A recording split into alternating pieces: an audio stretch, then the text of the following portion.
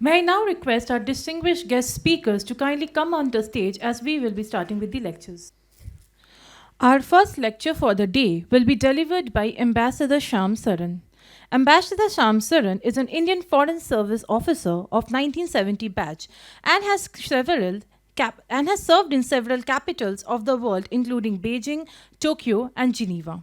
He headed the Economic Division and the East Asian Division of the Ministry of External Affairs, India. Before retirement, Ambassador Saran was appointed as India's Foreign Secretary from 2004 to 2006. Post retirement, he was appointed as the Prime Minister's Special Envoy for Indo US nuclear issue and later as Special Envoy and Chief Negotiator on Climate Change. He served as Prime Minister Sherpa at the Gleneagles and St. Petersburg G8 plus G5 summits and was also chairman of the National Security Advisory Board from 2013 to 2015. His recent book titled How China Sees India and the World, the authoritative account of India-China relationship was published in May 2022. Ambassador Shamsaran was awarded the Padma Bhushan by the President of India in 2011 and was also decorated with the Spring Order Gold and Silver Star by the Emperor of Japan in 2019. May I now request Ambassador Shamsaran to kindly deliver his lecture on India's role in shaping the emerging world order. General Raghavan, Director General of CLAWS, General Suchinder Kumar, Vice Chief of Army Staff, General Shekhawat, General Raj Shukla, senior officers of the Indian Armed Forces, distinguished guests, ladies and gentlemen. I am very deeply honored to have been given this privilege to deliver the third General Sundarji Memorial Lecture. As we have heard, General Sundarji was one of India's most distinguished chiefs of army staff, and he served at a particularly challenging period in our country's history. I had occasion to witness his leadership. I was in Beijing as a counselor when the Sumdrong Chu incident took place at the border, and it was thanks to his very prompt deployment of forces on the ridge opposite Tagla that really enabled us later on to open the door for the peace and tranquility agreements with China.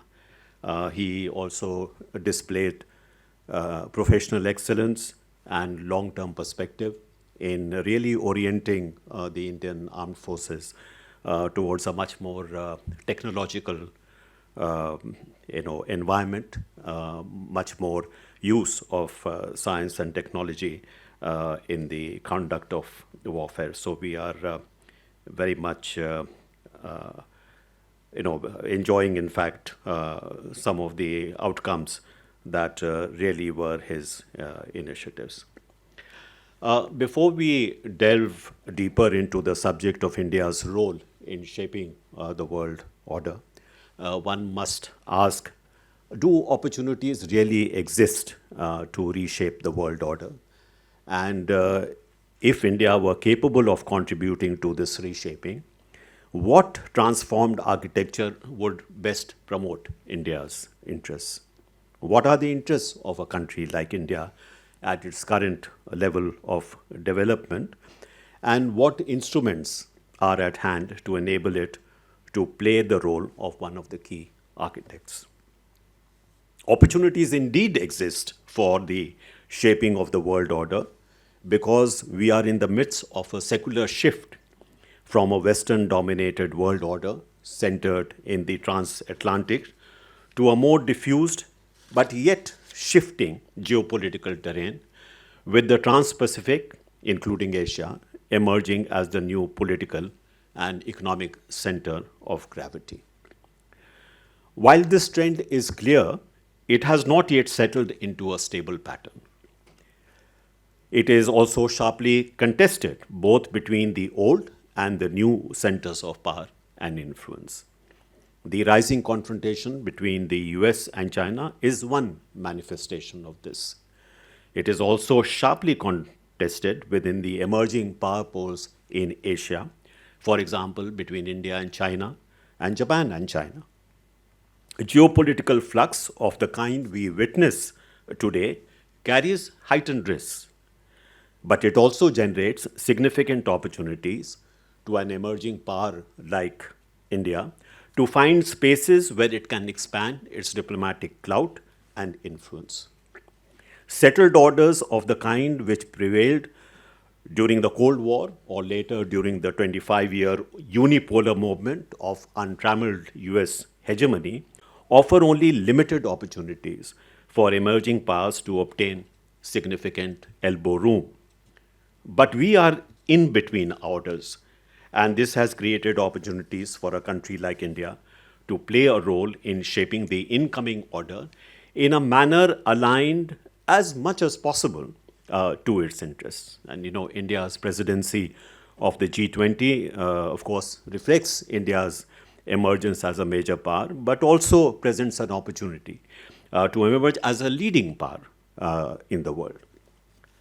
This brings us to the question, what are India's interests? What kind of power is India, and what kind of power does it aspire to become? India, we say, is a civilizational state with a certain sense of itself as destined to be a front-ranking power in the Committee of Nations. Having emerged from decades of colonial rule, it rejects any limitation on its sovereignty.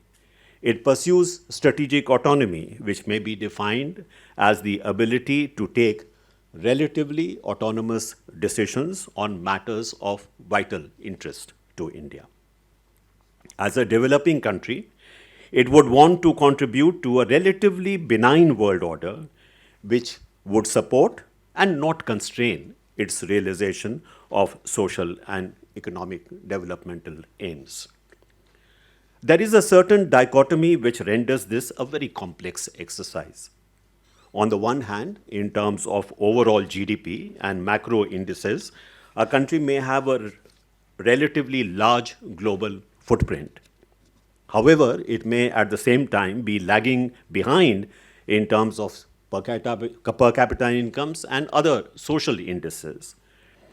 It may have a poor score on the UN Human Development Index, as India is.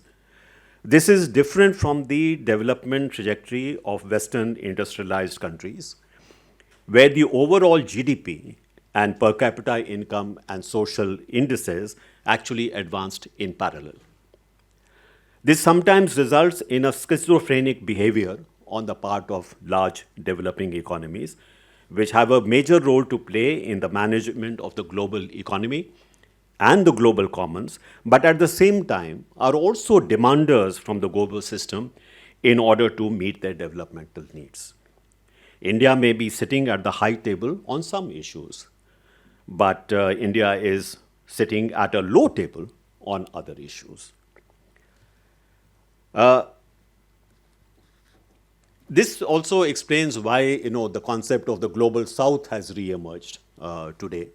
And India is looking at itself as a member of the Global South. Even though we may be a G20 member, but we are also looking at ourselves as a member of the Global South and representing the Global South in the G20. So this really explains the kind of dichotomy that I was mentioning. Take the notion of common and differentiated responsibilities and respective capabilities, which was adopted in formulating a global climate change regime. This also encapsulates this dichotomy.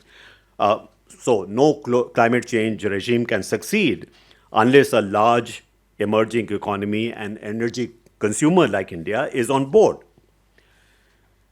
So it can actually prevent a global climate change regime from emerging, which does not suit its interests.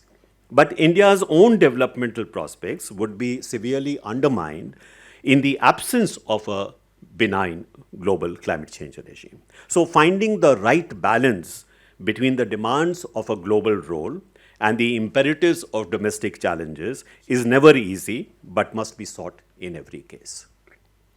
A certain guideline must be observed in this respect. India must never sacrifice its substantive interests for the sake of upholding an image of itself as an influential power. There must never be a disconnect between India, the country's real capabilities and its external posture. One must neither punch above one's weight nor below one's weight. This is a most difficult exercise for a diplomatic practitioner. India's role in shaping the world order cannot be diversed from its capacity to manage its own periphery. And we heard this in the keynote address. This is the logic behind the neighborhood first policy. India cannot play a credible regional and global role unless it gets its own neighborhood right, unless it becomes the partner of choice for its neighbors in the subcontinent. Here, the very asymmetry of power that India enjoys vis-a-vis all its neighbors put together is an asset.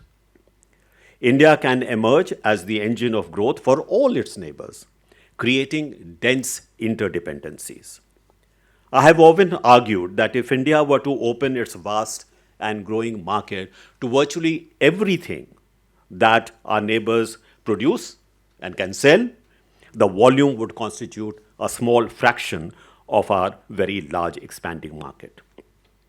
India is a transit country for several of our neighbors.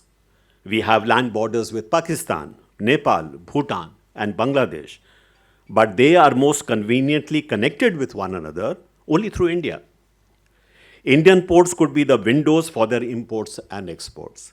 Again, if India's transport network, its ports and logistics were open to all our neighbors, India could well become the transit country of choice with a reputation of reliability and affordability.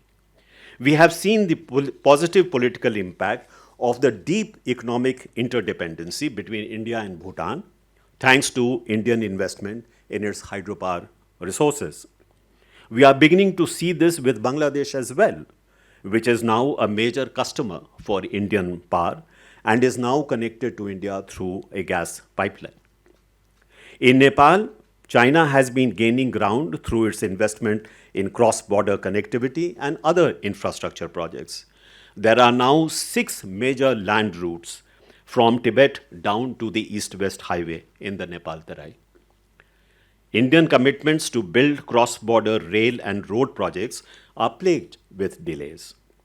The India-Nepal petroleum pipeline is a significant exception, but it is not enough. Ironically, India and Pakistan are much better connected through rail and road, but the barriers here are political and psychological.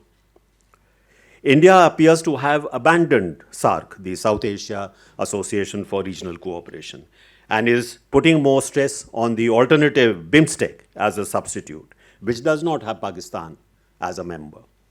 Even if SARC is put in the deep freeze, India will still need a South Asia strategy which cannot and should not exclude Pakistan. The objective of the economic integration of the entire subcontinent must not be given up, even if relations with Pakistan continue to be vexed. Just as India reaching out to assist Sri Lanka in dealing with a severe economic crisis has enabled India to regain some of the diplomatic space vis-a-vis China, the same opportunity has emerged in Pakistan, which too is confronting an unprecedented economic and financial meltdown. China has not been helpful in bailing out its so-called iron friend. Even if the gains to India are tactical, they should be pursued. India's ambition to be one of the architects of the new world order demands that it first prove its mettle in shaping its own neighborhood, proving that the subcontinent is indeed the Indian subcontinent. India cannot hope to influence the contours of a new world order from behind closed or partially closed doors. It has to be an active participant in the global economy. It has to maintain and expand the outward orientation of its economy, which began with the successful economic reforms and liberalization in the early 1990s. India's external trade today is only 1.5% of global trade.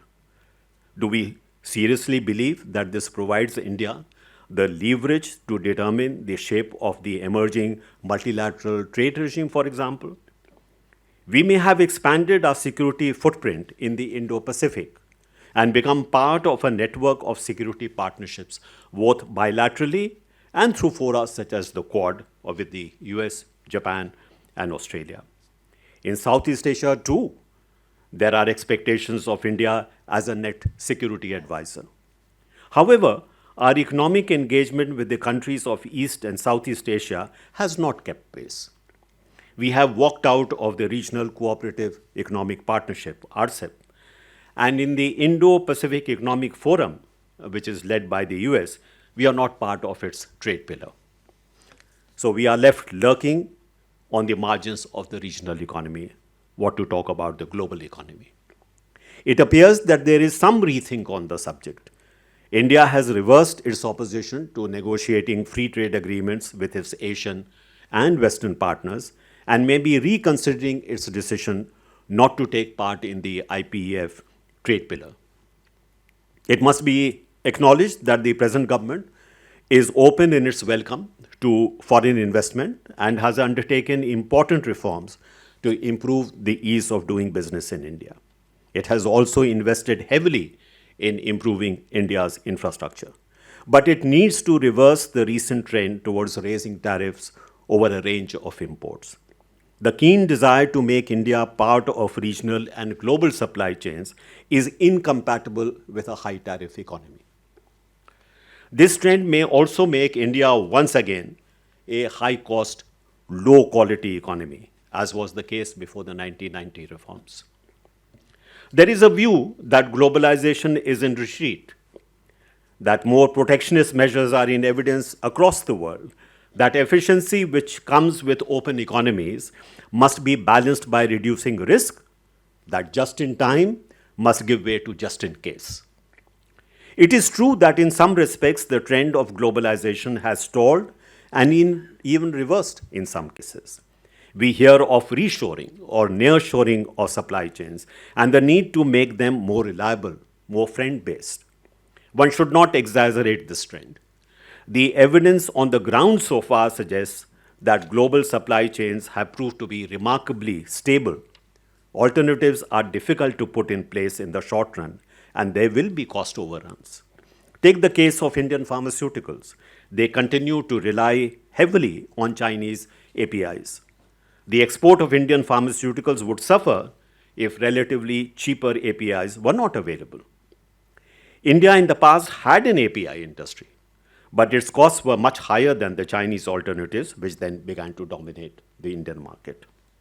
More recently, the multinational Apple insisted that its proposed manufacturing facilities for iPhones and iPods in India would have to be supported by Chinese component manufacturers for some time because Indian companies did not have the technological capability and quality consciousness which the Chinese suppliers had built up over several years.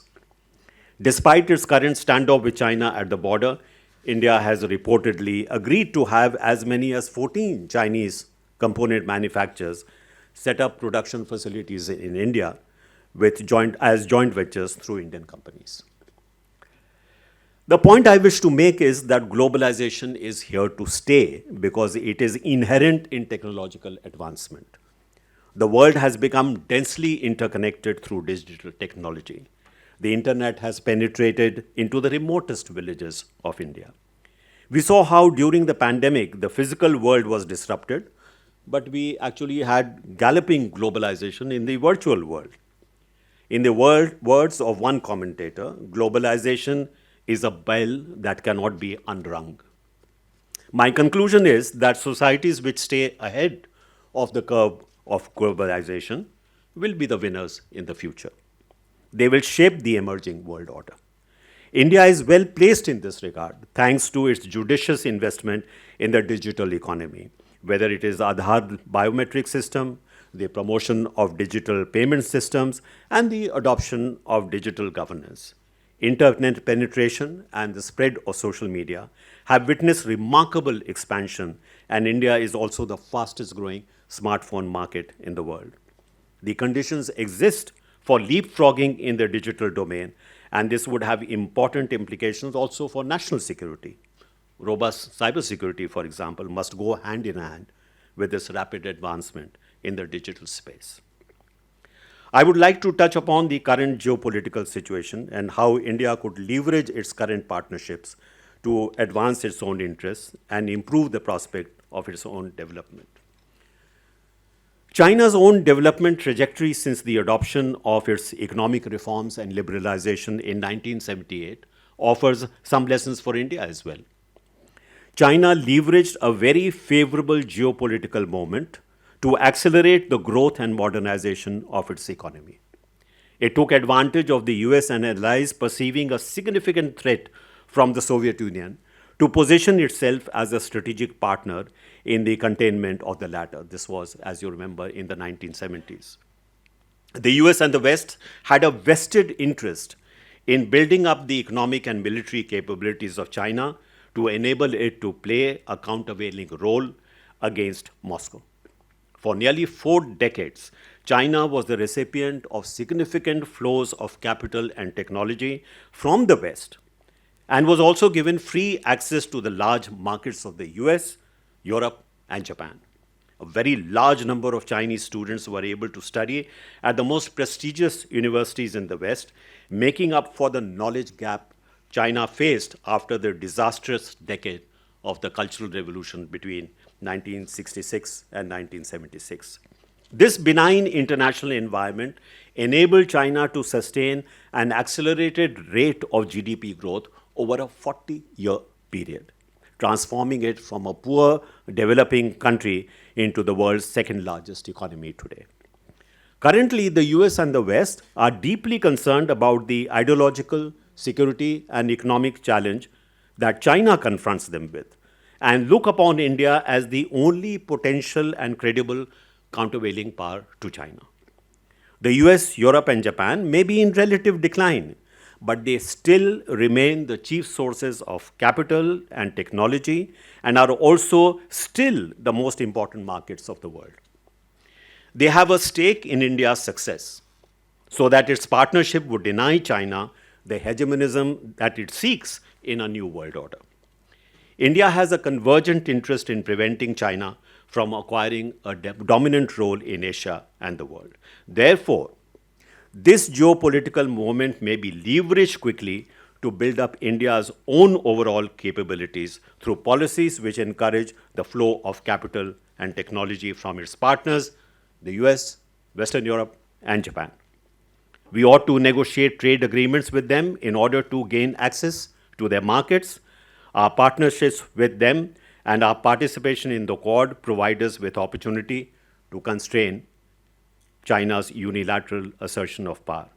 This is external balancing.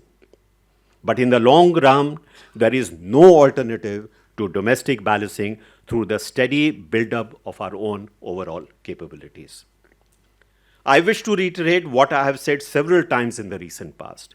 India is the only country which, in terms of its area, population, economic potential, scale of scientific and technological capabilities, and above all, its democratic dispensation, is uniquely placed not only to catch up with China, but to overtake it eventually.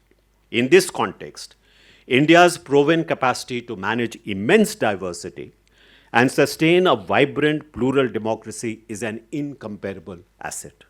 I know that there is a certain envy of China as a successful authoritarian state which has delivered remarkable economic benefits to its people. But China's historical trajectory is different. The cultural temper of its people is different. It has a degree of homogeneity of its majority Han population which does not exist in India. And even till today, authoritarian instruments have failed to subdue the embers of separatism in China's Xinjiang and Tibet.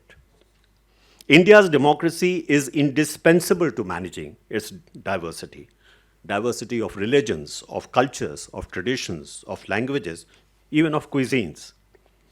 Democracy promotes national unity not by suppressing diverse and multiple identities, but celebrating them in a spirit of fraternity, in promoting a larger identity of common citizenship with constitutionally guaranteed individual rights. The Indian armed forces have remained a shining example of embracing India's plurality and promoting a sense of solidarity that transcends community based identities.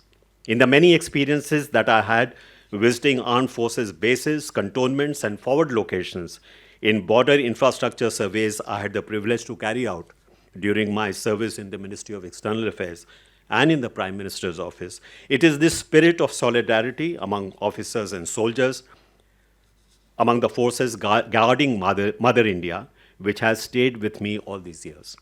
I would hope that this invaluable tradition of harmony amongst all of India's children continues to flourish among our armed forces and serve an example to the people of India. This, to my mind, is as indispensable to India's success as is its economic and technological capabilities. The future of democracy in the world will be determined by its sustenance in India. That is India's most critical role in shaping the world order. Thank you very much for your attention.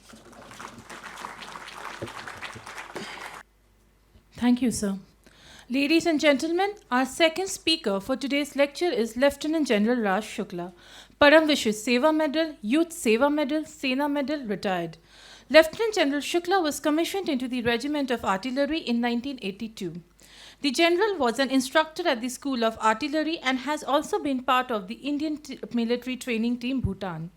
He commanded a medium regiment in the Eastern and Western theatres and also an infantry brigade in counterinsurgency operations and an infantry division in Kashmir Valley along the line of control. He superannuated in 2022 after serving as GOC in C Art Track. He is presently member Union Public Service Commission UPSC. May I now request Lieutenant General Raj Shukla to kindly deliver his lecture on addressing India's national security challenges. The Vice Chief of the Army Staff, Lieutenant General M.V. Suchindra Kumar, distinguished diplomat, thought leader, and prolific writer, Mr. Shyam Saran. As the MC suggested earlier in the morning, those of you who have not read his latest offering, How China Sees India in the World, I strongly urge that you do. Colonel of the Mechanized Infantry, Lieutenant General P.S. Shekhawat, many distinguished soldiers past and present, Director General Claus, General Rajeshwar, veterans, friends from the media, ladies and gentlemen. It's indeed a great privilege and honor to be speaking at an event to commemorate the memory and legacy of one of India's foremost soldiers, General Krishnaswamy Sundarji, and to be succeeding Mr. Shyam Saran at the rostrum. General Sundarji was this great soldier, as I said, but some say controversially so. Yet on balance, in my view, he was one whose contributions to the Indian Army have indeed been profound. In terms of sheer ability to dominate the mind space of national security and bring about consequent change, I cannot think of any chief except perhaps Field Marshal Sam Manekshaw, whose impact was so cutting edge and substantive. General B.C. Joshi may have been a claimant to this space had he lived longer. Unfortunately, he didn't. In terms of intellectual flamboyance and military swagger, General Sundarji was one of his kind. He was a very high-profile chief indeed. For officers like me, who at that time barely had 4 to 5 years of service, when we were growing up and finding our feet in the army, he was indeed the military icon. Writing in the India Today of 15th May 1988, in the immediate aftermath of General Sundarji's retirement, Dilip Bob and Indrajit Badwar had this to say. They said that General Sundarji combined in his very formidable persona the showmanship of George Patton, the drive and conceptual vision of Rommel, the ego of Winston Churchill, and the hawkishness of Douglas MacArthur. Now, if accurate, that tells you something about the man. General Sundarji was extremely forward-looking. His was indeed a distinctive voice on matters of strategy, technology, and military diplomacy. He was also perhaps the most articulate military spokesman for a credible, minimal Indian nuclear deterrent. More was not needed when less was enough. Some of you of that generation may recall one of his pet phrases in the nuclear context. A grand strategist and a great communicator, in the eyes of many, he was decades ahead of his times. He was instrumental in giving a boost to the intellectual tradition in the army. He dragged the Indian army, some would say, by its bootstraps into the 21st century, and he also imparted much needed energy and verve to the larger national security discourse in the country. His ADC was a course mate of mine, and I recall him telling me at a bar one day that General Sundarji, when he had finished with the day's work, would sit at home, sometimes return to his office, and spend hours thinking and writing on matters of national security import. So there was a lot of thought, industry, and diligence behind his visible intellectual ballast, even if you disagree with him on many matters. As Commandant Army War College, I personally saw one of the combat papers in the Army War College. If I recall correctly, it was combat paper number 2, where in his own hand there were jottings when he was wrestling or perhaps debating with matters nuclear. And these, I am told, subsequently, in part of his engagement with Mr. Subramaniam, formed the basis of India's national nuclear doctrine. So he thought through issues of military and strategic military import in a very substantive and deep manner. Anecdotally, I am told, Mr. George Fernandes, former Raksha Mantri, he visited General Sundarji when he was in the RR hospital lying in coma on the 31st December 1998 and informed him or discussed with him the nuclear tests that had been conducted earlier in the year to validate advances in our nuclear weapons design. And it is said that when he was engaging him in this conversation, General Sundarji's eyes lit up momentarily with joy. He was, after all, a lifetime advocate of India operationalizing its nuclear posture. In his mid-career phase, I'm told that as a colonel or a brigadier, he would deliver talks on subjects as esoteric as the ICV 2000 without a piece of paper. He could hold forth for hours. So such was the genius of the man. He was well and truly immersed in the art and science of warfare, the mechanics of war fighting. He successfully introduced mechanization into the Indian Army, crafted very robust concepts for mobile operations. He was the man responsible for the creation of India's first mechanized division, led the basis for the Rapids, and all that talk, about bouncing 2 obstacles in one night was originated by him. His boost to Army aviation, amongst many others, were his seminal contributions to the cause of the Indian Army. He worked tirelessly for its technological enablement, and by the way, he was a wizard at computers. In his retirement home in Wellington, I'm told there was a lab with some 15, 20 network computers, and he would experiment with network centricity. He spoke of network-centric warfare years before the term emerged on the military circuit. He, of course, operationalized and refined the concepts of combined arms and air-land battles in a subconventional setting. He pioneered the prowess of vertical envelopment, airborne and heliborne assaults, and so in myriad ways he helped improve and expand the conventional poise of the Indian Army. Through exercises such as Brass Tacks, Falcon, and Checkerboard, he signaled to adversaries that India was indeed a credible military power of consequence. He taught the Indian Army to punch in accord with its military weight. Brass Tacks, in my view, was also equally significant because he brought about a significant change to the kind of purposeless thrust and parry of India's armored strike forces in 1965 and 1971. So in 86-87, when these 4,000 odd tanks and more than 500,000 men were marshaled to exercise and test concepts of mechanization, mobility, and air support. And that was preceded by these orchestration of large-scale formations through exercises like Digvijay and May Fever. He cloaked in classical strategic military ambiguity a concept that sent shivers down Pakistani military spines. It worried the more prudent generals there, and in consequence, Pakistan abandoned its conventional adventurism and retreated to the narrower domain of low-intensity conflict operations.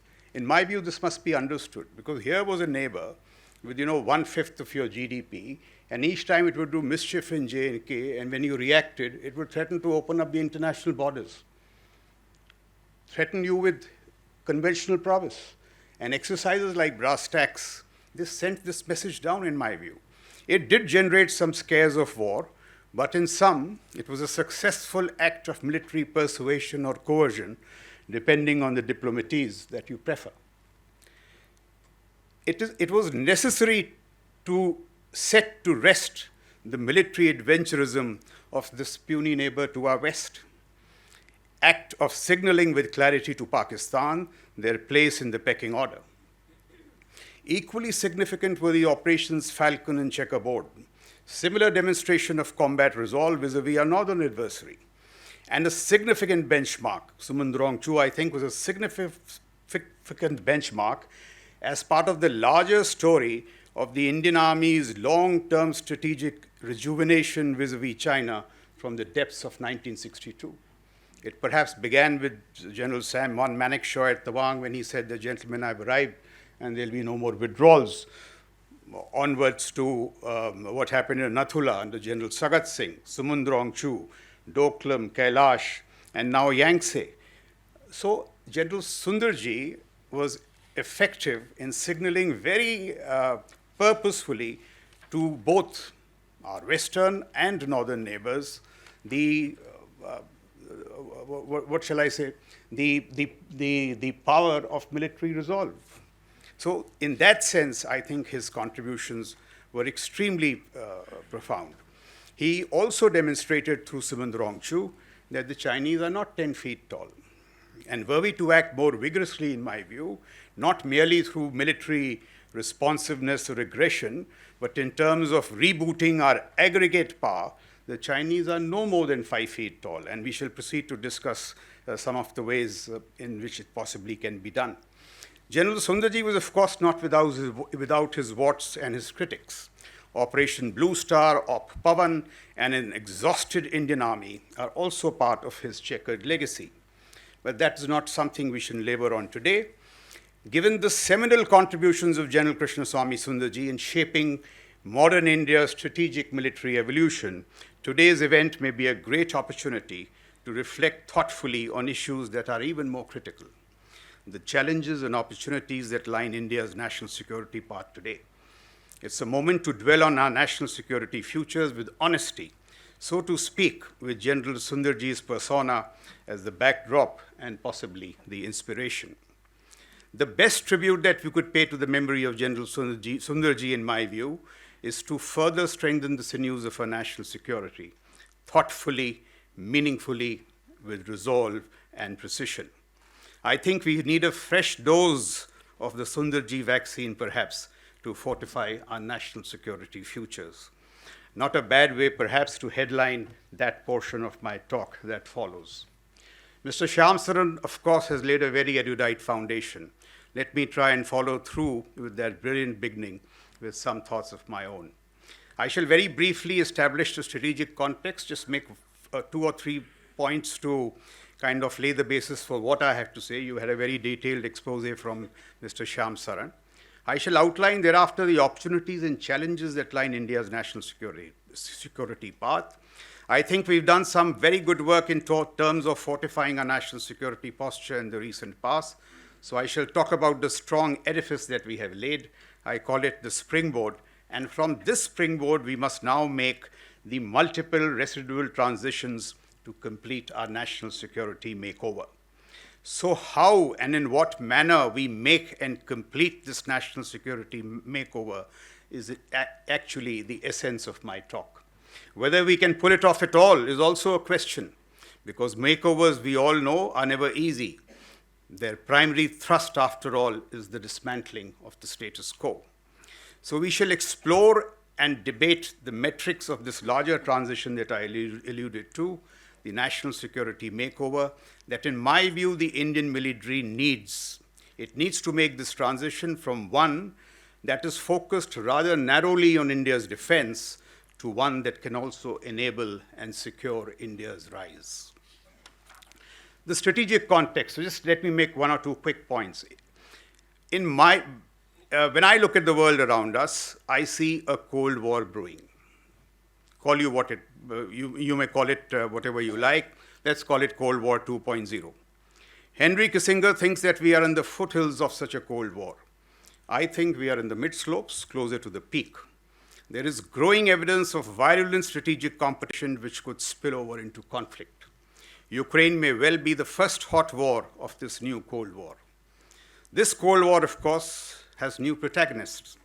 USA, perhaps the declining hegemon, and the West on one flank, China, the new alpha dog of international politics, and Russia, which we might call a weak great power, making up the other.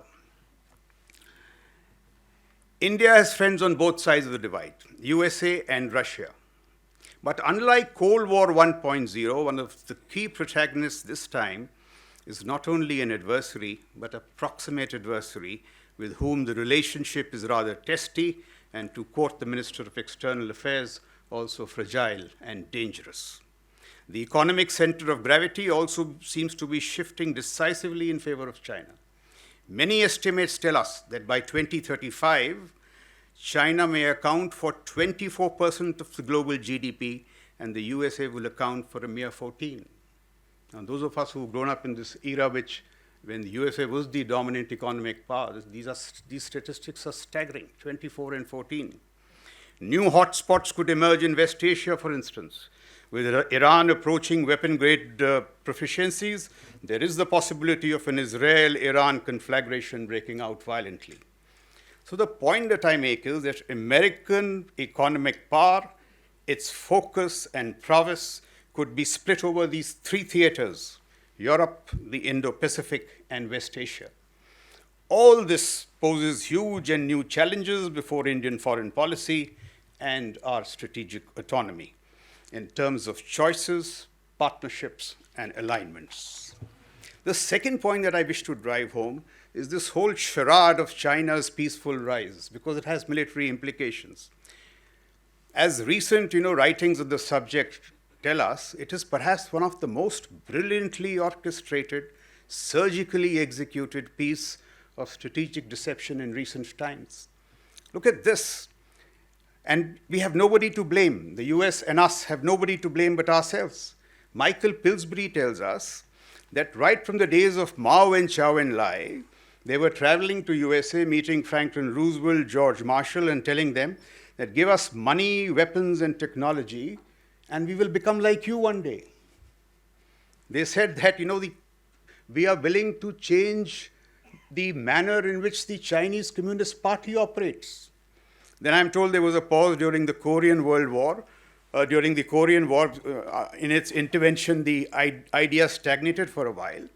When Kissinger reestablished the idea, I think Mr. Shamsaran also alluded to it, he was giving satellite imagery of Soviet military locations to the Chinese. He was offering them US bombers and nuclear weapons to be located in China in the event of Soviet invasion. The Secretary of the Navy in the Reagan administration gave Mark 46 torpedoes, anti-ship and anti-submarines, to the Chinese. China had two lobbies, the Hawks and the Shanghai investors. Now, while the Shanghai investors were busy making their money, the Hawks were making the most of US largesse to grow China's strategic techno-military poise. Just not the military, strategic techno-military poise. So China ko mazboot kisne kiya? America ne kiya. Now this is what is staggering.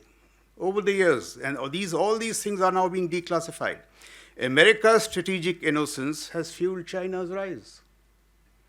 And they have created this adversary on our borders. You read these books, Spies and Lies, how China's greatest covert operations fooled the world, Alex Joske, Aaron Friedberg, Getting China Wrong, Ian Easton, Inside China's Global Strategy. They have a common theme. Just let me illustrate just a few things because it's so important to understanding China. So China's Ministry of State Security, the MSS, a force of 100,000 plus, had these global fronts across capitals in the world, and over the last 4 decades have successfully manipulated and fooled the West in terms of, through sophisticated cyber espionage campaigns, through interlocutors, an Australian Prime Minister, the US Congress, academics, business, think tanks, and the US military. To obtain what? Trade secrets, cutting edge technology, proprietary research, IP, and technology and other wherewithal of military value. The Chinese 1,000 talent plan, I mean, this needs to be underlined. It is driven by the CCP in concert with the PLA, and its stated objective is to recruit geniuses from all over the world. And what do these geniuses do? People like Dr. Frank-Ning Yang, a Nobel laureate in physics, Dr. Andrew Yao, winner of the AM Turing Award, I'm told the father of AI, artificial intelligence. These people are driving Chinese military proficiencies in artificial intelligence, blockchain, quantum, robotics, this, that, and the other. So all this has been used, of course, to build technologies in the civil space, but to power the PLA military.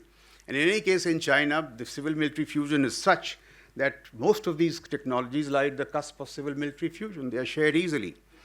So, and much of the American pushback today is driven by the anger of having been taken for a ride, of being comprehensively fooled. President Nixon admitted to the prospect in one of his writings as such when he said that we may have created a Frankenstein. Now, how does it affect the military, you and me? The PLA has transformed in consequence. It has moved from humility to hubris. Xi's nursing of the PLA has been very intimate and crafty. I mean, there's no time, but in the question-answer session or something, I can labor on this. Hoover's institution study tells us that the PLA has grown 44 times across military metrics over the last 3 decades. It's not a linear growth, but they've taken various kinds of metrics, and in some they have said the growth has been 44 times. The PLA defense budget has grown 800 times over the last 3 decades. They have carried out very measured and smart asymmetric balancing of the USA. USA's defense budget is, of course, 3 times that of China. China's defense budget is 3 times that of ours. But why is it that Beijing is causing displacement anxiety in Washington and we do not cause similar displacement anxiety in Beijing? Asymmetric balancing. It's just not about budgets, all the other smart things that you do. The changed power balance, I think, is best summed up by Neil Ferguson, and I am just paraphrasing him. It's not an accurate quote, paraphrasing him. He says, while the USA's verbal commentary in Taiwan, in the Taiwan context, is growing stronger, in terms of comparative military capacities, the USA appears weaker. CNCs of IPACOMs have testified so. So Taiwan may turn out to be America's Suez moment. That moment, as we all know, in 1956, when Britain, the imperial lion, was exposed as a paper tiger. American inaction or loss of Taiwan would be seen all over Asia as the end of American predominance. It would cause a run on the dollar. It could also turn out to be a seminal moment in the Sino-American contest and big power politics. So the challenge from India is not merely from the PLA. That is why we need to take our ambitions beyond the LC and the LAC, and this is something that I've been urging for a while, but from the wider Chinese strategic military juggernaut. As I said, because in China, civil and military capacities have been fused brilliantly, so brilliantly that now USA is taking a cue. They are talking of civil-military fusion. And this juggernaut is formidable, sophisticated, deep, complex, and sustained. And that is what makes this Chinese beast so worrisome. Now, there will be some that argue that these assessments are exaggerated, that the PLA is merely a parade ground military and a lot of social media fluff. If that is indeed the case, we need to worry less. If that is not, and in my view it is not, then there is a lot more to worry, a lot more that we need to do, and a hell of a lot of serious work that we need to do. Now, that is the grim strategic context or lens through which, in my view, we must visualize, plan, and craft India's national security futures. Must we acknowledge that we may virtually be in contest with the world's new superpower? A China that no longer hides and bides, but a China that is consciously growing loud and proud. So we are facing this China, in my view. We should not hide this aspect any longer.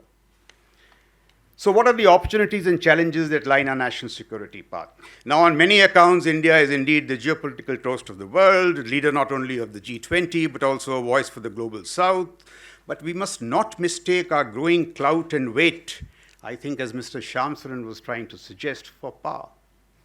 It is merely growing clout and weight.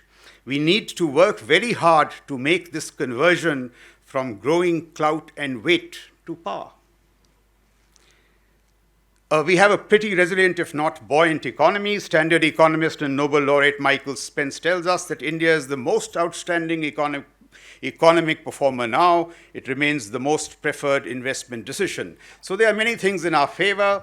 We've done well with the terror challenge. When we want to do something, we've done so well with the vaccines. The terror challenge, look at the digital public infrastructure that we have created. It's better than that of the United States of America. So we have done well, notable achievements on very many accounts. There are also exciting prospects for the future.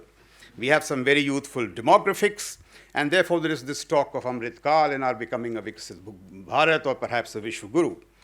Even in this endeavor, there is need for urgency, because our dreams of a Viksit Bharat must happen in the time frame of 2047, 2050 and not far beyond. Else, we shall grow old before we grow rich. For similar reasons, our national security pursuits too must acquire a visible sense of urgency, pace and scale. I'm afraid that is not the case. We must be equally mindful of the accumulating strategic adversity around us. If there is one thing that could disfigure Amrit Kal, derail India's aspirational rise, it is a major national security reversal. We must do everything, therefore, to guardrail India's journey over the next 2 to 3 decades to secure our aspirational rise. As far as the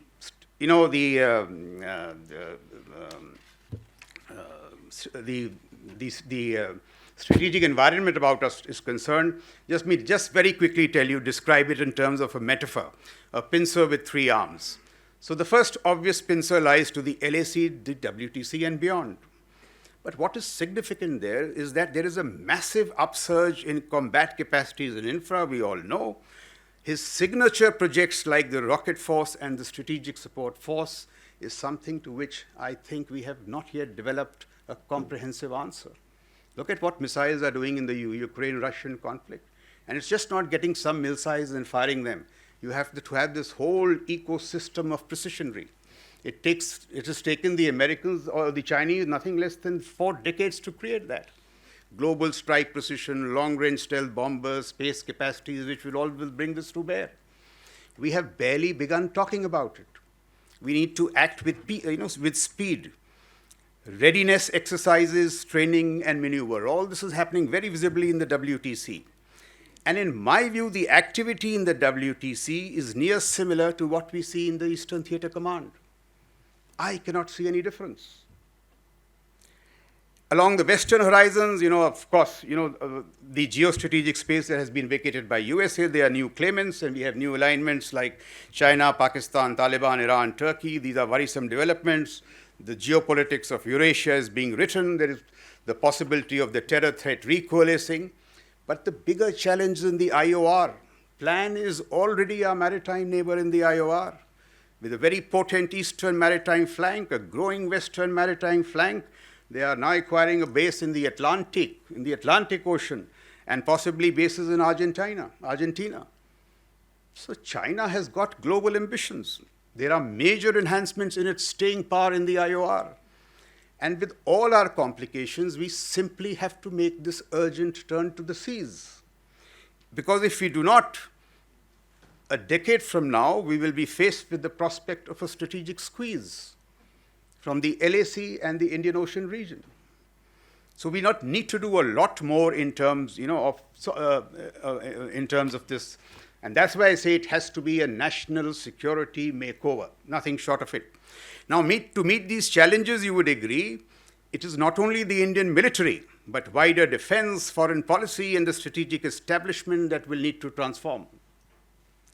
We need a comprehensive national security makeover, which must begin with our reimagination in our strategic outlook. And I don't say that you write 90 pages strategies. That's not the point. It just has to be understood. And in every other domain, we are beginning to think big and think global. We want to lead the globe in millets. We want to lead the globe in terms of creating a green energy hub. The inauguration of the cultural center in Bombay yesterday by Mukesh and Neeta Ambani, we are now inspiring to take Indian culture to Broadway. Why in national security are we not ambitious enough? That is the plea that I would like to make. And why it's also so important? Because the profile of a military tasked to secure a $35 trillion economy, which is perhaps what we will be in 2047, has to be significantly different from a military structure to secure a $3 trillion economy, which is what we are today. And we need to begin that thinking now, turn our gaze outwards, review our power projection capacities, not to jackboot around the world, but to develop calibrated capacities to be able to intervene when our interests are so threatened. The game is beginning to move to outer space, not only in terms of military capacities, but also economies. A technological tsunami is sweeping the strategic military landscape. We've talked about this enough. So this reimagination in our strategic outlook has to begin now. If it begins now, it will take effect by 2047. So all this has to start. Structural corrections like the theater commands, I presume that they are well on their way, but we also need a cultural transformation. A cultural transformation, civil-military fusion. China is fusing capacities, talents, attributes. It doesn't matter from where it comes. USA is following through. I'll give you an example. So about 1.5 years back, I had the opportunity to visit the USA to their Futures Command. And I was amazed. They have set up a 4-star whose only job is to drive innovation through the armed forces. And how is he doing it? Through what they call these cross-functional teams. Who composes those teams? There's just one army officer. There is a technologist, there is an AI specialist, there is a domain expert, everybody else apart from the military. These teams go directly to these theater commands. They are given an operational briefing, an outline operational briefing of how that command thinks it will operate, and they come back and figure out the technologies that they need. They say the GSQR is dead. I mean, just one example of this great cultural transformation in terms of how we look at capacities. Because we all know culture eats structure for breakfast. In all these domains, MOD needs new talent pipelines. There are a lot of other ministries in Delhi which are getting cross-pollinated. Induction from the private sector, domain specialists, that is the norm. The MOD simply needs to have civil servants, foreign policy officers, technologists, startups, business. The time has also come, if we are serious about Atmanirbharta and defense, do something like the Americans do or the Israelis do. Create this innovation council where these startups and these business leaders sit on the table. They cannot be these supplicants always looking for orders. Look at Ukraine. Private sector is not only doing capacity building, it is doing war fighting. Elon Musk, we all know Starlinks. Peter Thiel, the parental algorithm, it's doing intelligence fusion, battlefield management, targeting. Microsoft teams have been operating with US Cybercom. Now people will say that technology is not everything. Of course not. The blood and gore continues. Cordon Company battle continues. But conventional war is riding a very strong technological backbone. We must honestly ask, is that the case in our context? It is not. And so therefore, it is these kind of makeovers that we need, multi-domain capacities. In my view, the first theater command that must come up is a command which enables you to convert space, EW, and cyber. The Chinese have created a separate service, not a command. The Strategic Support Force is a service, an independent service. The two combatant commands which have got upgraded in recent times in America are space and cyber. They've got upgraded to space as combatant command status. This is what we must do. These structural corrections theater commands are actually a concept of the 90s.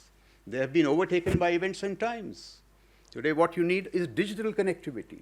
Where are our data pipelines? I mean, so all these are the transitions we need to make with, speed and scale. And an upgraded instrument of force, which is joint, technologically enabled, ready, calibrated, and optimized, must be part of this larger national security makeover. And now see, all this is a one-word descriptor. Joint is a one-word descriptor. But 30 years, we are nowhere near jointness. So it will take us 30 years to get technologically enabled. Readiness, how important readiness is. Look at Russia. It was hailed as, this second most powerful military, fifth largest armed force. Look how it unraveled, because it was not ready. So I'm just trying to place before you the huge challenges that are there before us, especially in the context of China. Now, the edifice for these transition has been laid by establishment of the CDS-DMA, which in my view is more powerful than Barry Goldwater-Nichols. It is telling you to drive change for the national security system. Operational rebalancing has narrowed China's options considerably along the LAC. Atmanirbharta in defense has taken off very well. But just let me tell you a few things where we need to do more.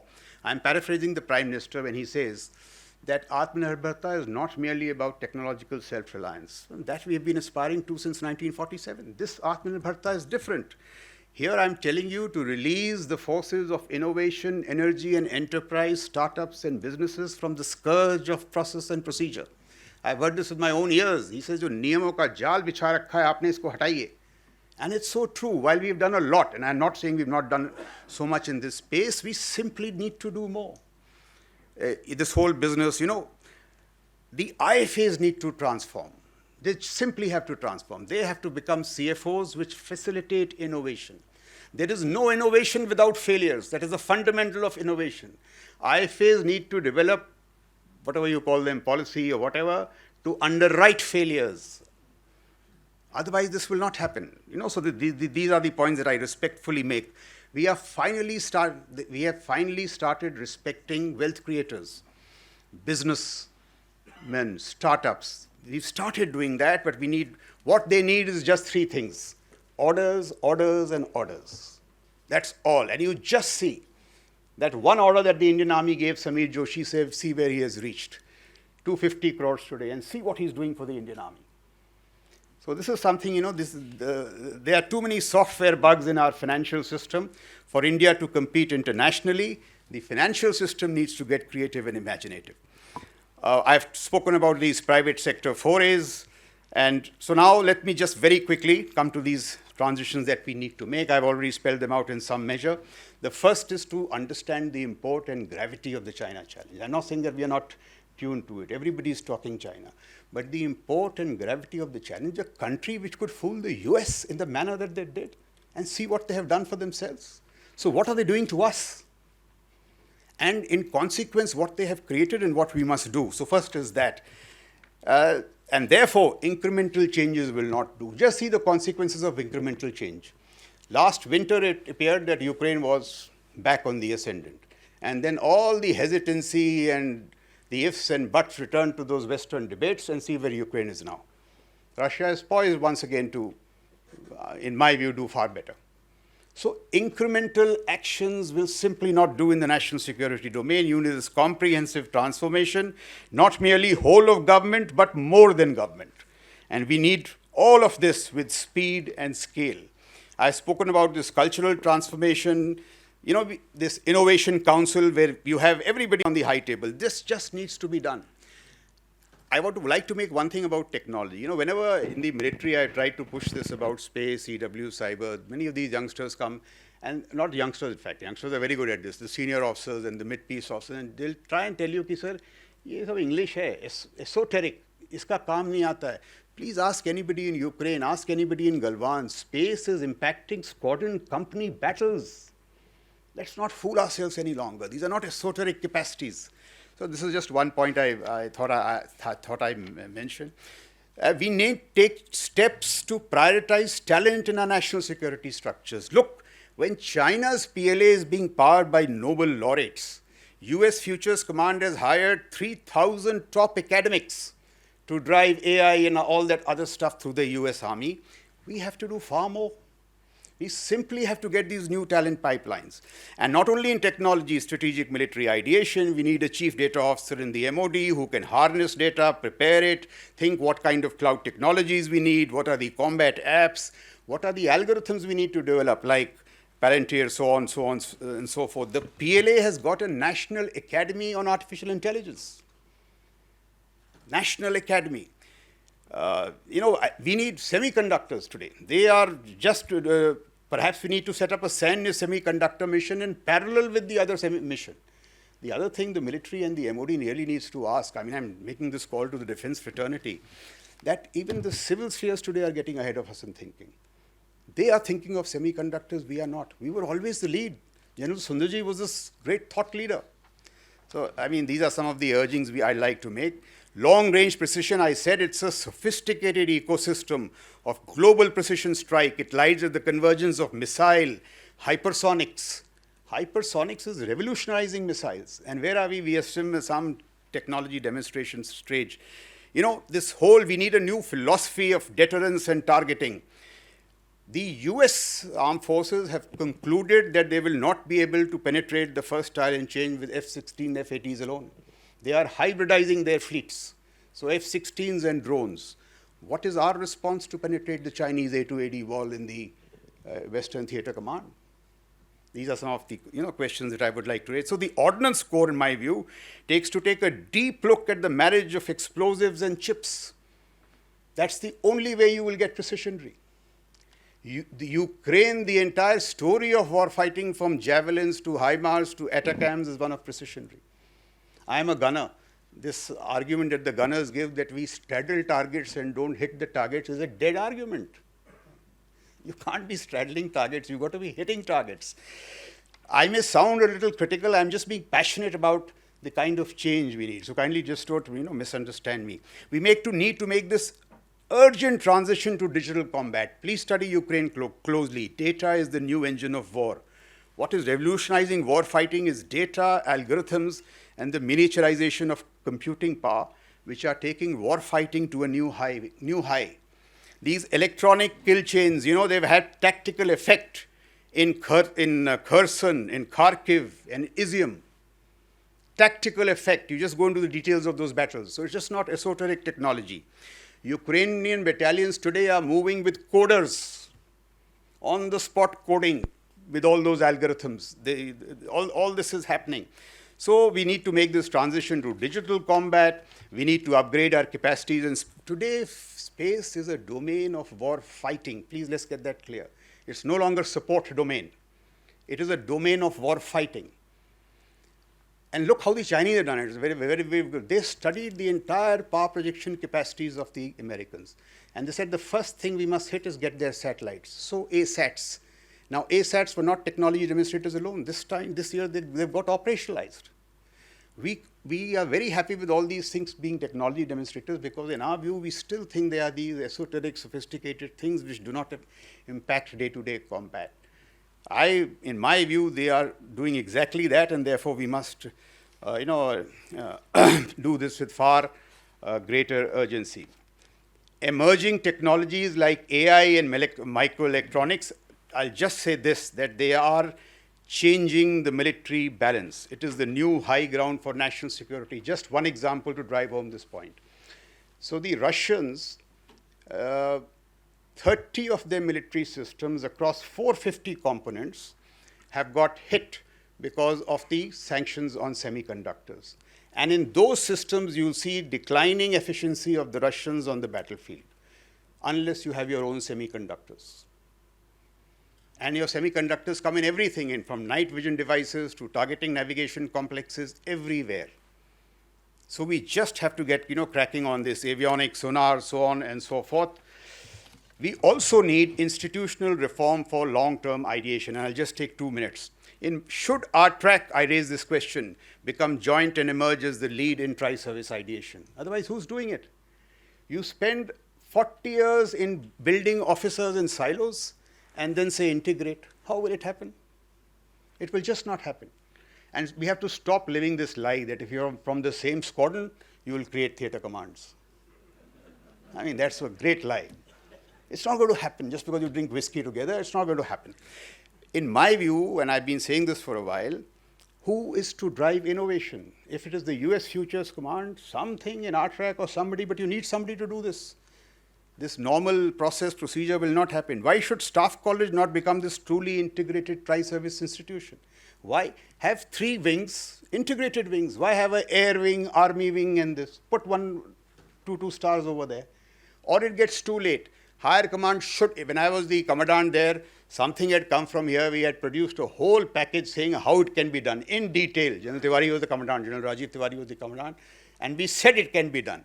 And then it never happened for whatever reason, but all this can happen. And this higher command and all these courses now should become courses for national security professionals, IFS, IAS, technologists, business. You can have some capsules of the classified variety, but they need to come in. Otherwise, all that we are aspiring to, let's emulate Raisina. If Raisina can shape foreign policy conversations, why can't Delhi also become a center where you shape conversations in the strategic military domain? Why is Shangri-La happening? And this flows from my first argument. Everybody else in Delhi is thinking big. They are all talking in these terms. Global, this, India #1 there. Why not the military? Why should we not become a little more, ambitious? Nuclear transitions, the debate in India, I don't know for what reason, is dead. China's nuclear arsenal is growing in sophistication. They've got one arsenal for tactical signaling, one arsenal for strategic signaling to the US mainland. Tactical nuclear weapons and all that. So we need to seriously revisit our doctrines. Should it be transparency? Should it be ambiguity? Look at the Israelis when they talk of NFU. I'm not saying that you adapt it, but look at them. When they are asked, what is your stance on NFU? They say, we'll not be the first, but we'll also not be the last. So I'm trying to say in this whole thing, we need a relook, doctrinal outlook, modernizing our nuclear triad. What is our answer to the FOBS that the Chinese have developed? It is virtually a nuclear vector through space. If I'm wrong, somebody please correct me. So the whole gamut of challenges I tried to put before you, we also now have to revisit our industrial capacities, and this is just the last point. The NATO and the USA together are running low on 155 millimeter artillery stocks. They've run out of that. Ukraine saw 13 years of Javelin stocks getting consumed in 1 year. Poland is finding it difficult to deploy 14 tanks they promised in January, and I'm told they deployed 10 because Europe has not been used to fighting. Now, I'm not saying we are in the similar state, but when we were perhaps talking of reducing 40i, we were wrong. We must revisit that whole concept. And when we are recreating this ammunition, should this be of the dumb variety or should it be of the precise variety? Now, these are only points, for us. Some of these issues are so scary that we do not even dare to raise them. That's the frank thing. But the whole point of my, what shall I say, I can't say short speech, long speech was to try and drive home the fact that China is a problem. We better take note of it, and we need this comprehensive national. So just let me sum up by saying that securing India's rise is a huge challenge, not one that is unsurmountable. The national security makeover that I spoke of today is a strategic imperative. It is as much about conceptual, cultural, attitudinal, and doctrinal change as it is one of surgical implementation. If the Indian military, and the military can't do it on its own, given the nature of the challenge, wider defense and the national security establishment can make this huge leap of faith, there is no reason why India cannot become a 21st century Vishwaguru, global leader, peace-loving and prosperous, but also influential, strong, and secure. We must never forget that if you have the power, your values rule, else you submit. That's all I'll say, and thank you very much. for your attention. Jai Hind. Thank you.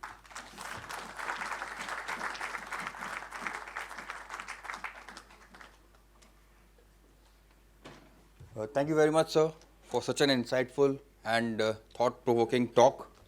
I'm sure there would be a number of questions and answers. The house is now open for questions and answers. Everyone is requested to kindly introduce themselves and also this speaker to whom the question is posed. And I also request that please keep the questions short so that we can take on maximum number of questions. Yes, ma'am, please.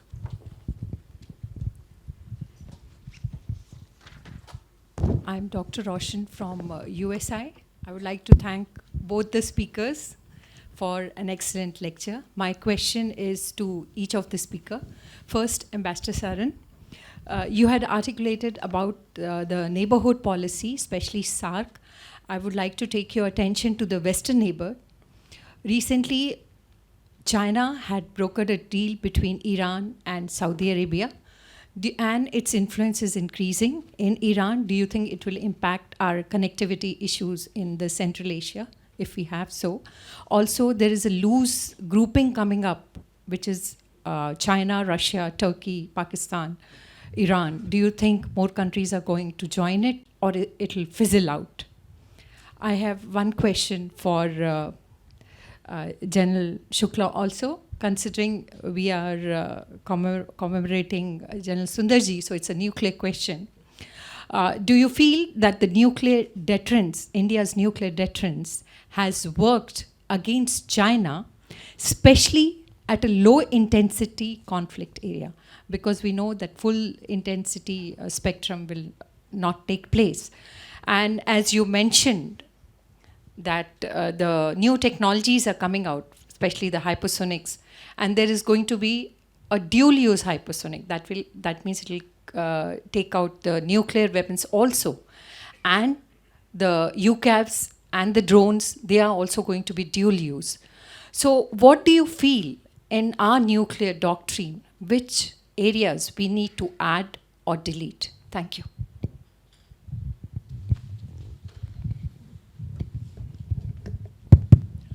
Thank you very much. There is no doubt that China has increased its presence in the West Asia Gulf region. Don't forget that it is the largest energy importer from this region. The US no longer depends upon this region because it has now its own oil and gas supplies.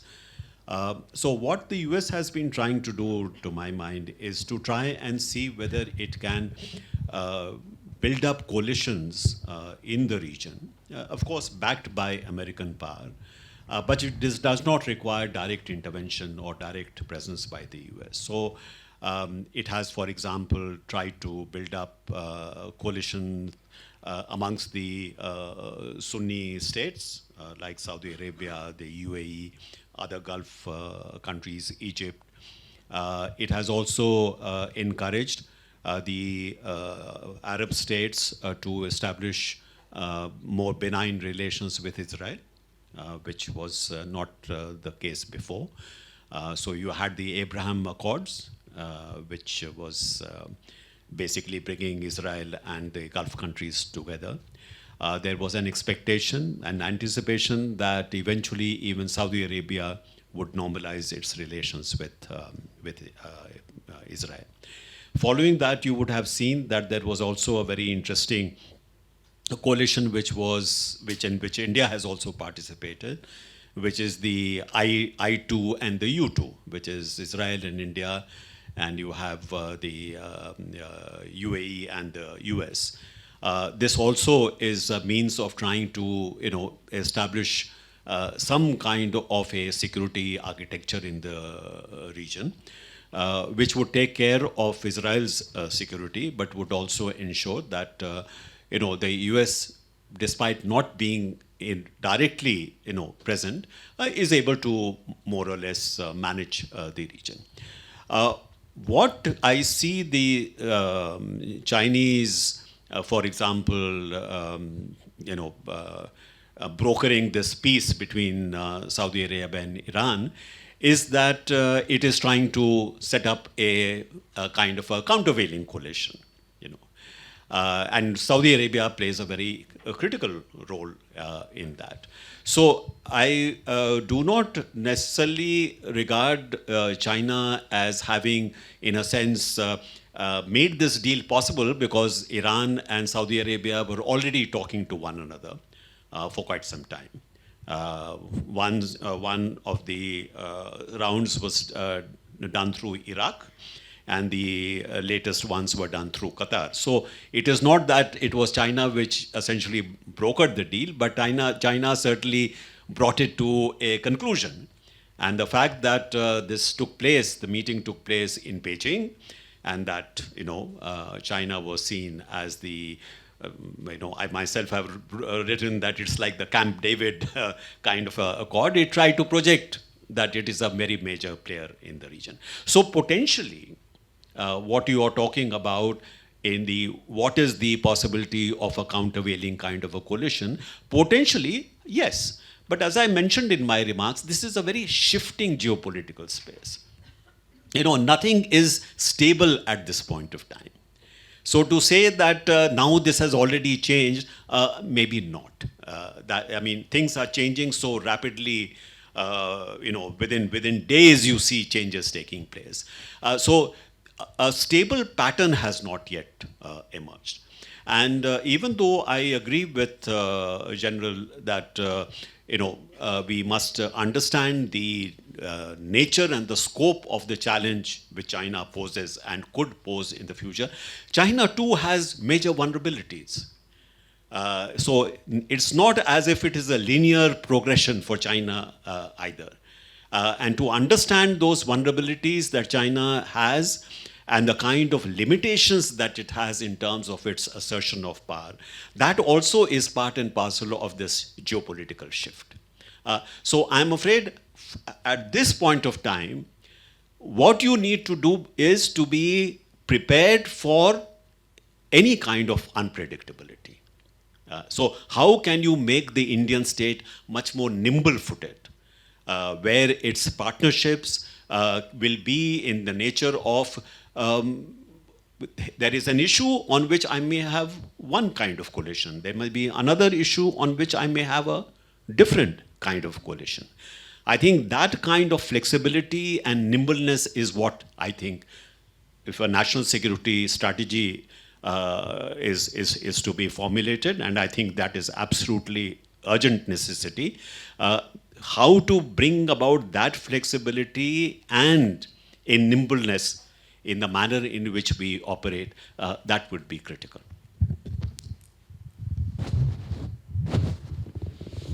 It's on?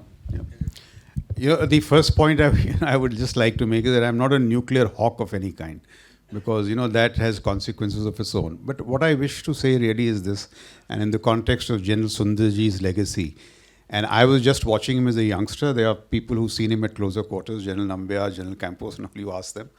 But what General Sundarji did to the military was that he taught us to think out of the narrowly military and also have a view on other instruments which connected with national security. So nuclear, for instance. And there he did a lot of deep thinking.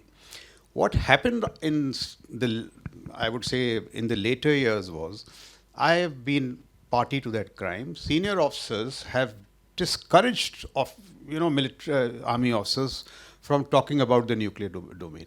We've taken it out of our SAND models entirely. Ki bhai hona hi nahi hai. In consequence, what has happened, we either do not appreciate nuclear matters or our understanding is extremely shallow. Now you just see it, say, with your adversaries. The strategic plans revision is a career option. You have some of the smartest officers going there. Nuclear domains in most countries, even the USA and China, you have some very good officers going there. So the military understanding of the nuclear domain is sophisticated, and therefore it is not hawkish. Therefore, in our case, because we have excluded ourselves from this, and I saw it very closely because I was the DDGMOD, which deals with this, that we somehow just distance ourselves from this. And all war fighting, conventional war fighting, converges with the nuclear domain. The military cannot escape an understanding of it. That's the first point. Now, when you do so, and you read a lot of people now, Ashley Tellis, you see what's happening in Europe. I mean, it's plain and simple that the West did not wish to take the war into Russia or beyond Ukraine because of Putin's nuclear posturing. So I'm not saying that they should be weapons of war fighting, but they do matter. And if they do matter, we should understand it. I recall one of the CNCs of the US nuclear command, when he was making this case for tactical nuclear weapons, he said to the president, sir, that if you don't give us tactical nuclear weapons, we will have no fire break. We'll give you no option. In our case, moment you mentioned TNW, they said, baat mat karo. And if you not negotiable for discussion, I am saying it is this country where the nuclear debate was so rich. General Sundarji, Air Commodore Jagjit Singh, Admiral Raja Menon, and they contributed very intelligently to the debate, perhaps General Nambiar, so many others. I am just saying that the military should start re-engaging with the nuclear debate. And once you start re-engaging, you will note that the nuclear world has changed. People are modernizing their postures. It's all kind of writings. America has been shaken up. They claim that they have lost strategic deterrence to China in the nuclear domain. And we all have been arguing for very long that China has a very small nuclear arsenal. That's, I'm afraid, not true at all. It's expanded. So all I'm saying is that please re-engage with the nuclear debates. And let me say, one more point which I discovered, like these higher issues. I heard Mr. Amit Shah making this point on a number of occasions, that we have taken defense out of the shadows of foreign policy. And I was wondering, how is Mr. Amit Shah making this point? And then when you go deeper into it, he has a point. What he's trying to say, that defense was so much in the shadows of foreign policy that it did not have an independent character of its own. Defense must have an independent character so that it can complement foreign policy. Complement foreign policy. Now, these higher aspects are not spoken of by senior officers in the military because we hesitate to engage with these larger issues. And somebody like Mr. Amit Shah speaks about it. So they remain important, but we don't engage with them. The best, way we can resurrect General Sundarji's memory is to get these things going. They are equally important. And there is no contradiction that if you talk this big stuff, you will be bad at tactics. I mean, this is just not true at all. You can be good at tactics and you can be good at strategy. I mean, so that's the limited point, I was making in all these domains in the context of General Sundarji's legacy. Next question, please. Yeah.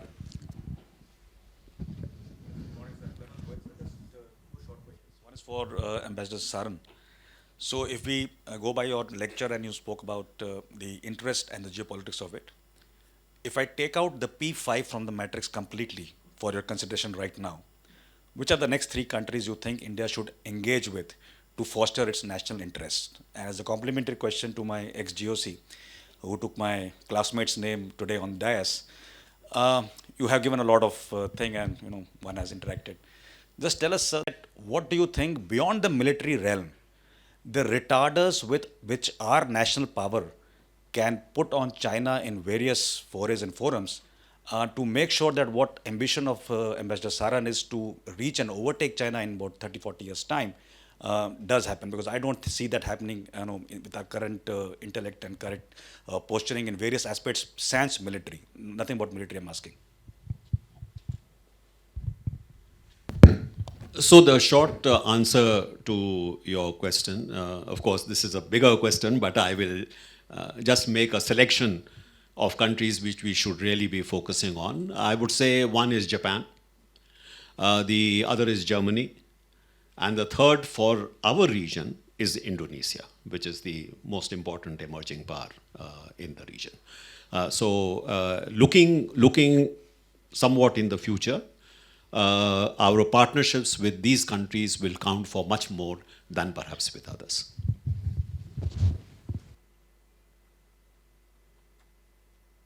See, it's a very difficult question to answer, but let me just try and do so. Well, I think the first thing is that debates about China in India must deepen. There must not be these 8 p.m. debates about we will do this and we will do that. I mean, that's all right up to a point. I was just talking to Mr. Shyam Saran before we got in. Some of the books that I read out, there is a book or a major article or a major piece being churned out on China in the West, particularly in the US, per week. This writing doesn't exist in India. Unless these writings, this analysis exists, you will not get to the next stage of how we should tackle China. So the first thing needs to be that these whole debates deepen. Like, I've been an army commander till very recently. When I used to make these points in those forums, people would listen and they would say, just move on and say, acha chalo, LAC pe kya ho raha hai? Because we somehow think, and that's where the first point I made is that we need to, in fact, China's whole addressal has to be non-military. It has to start from there. This is the threat, so this is how we need to take joint technologies. You're absolutely right. If your trade imbalance is $100 billion, there is no economic incentive to, force him to some military concessions. So it's a whole lot of things that need, and all the things that I spoke of are beyond the military.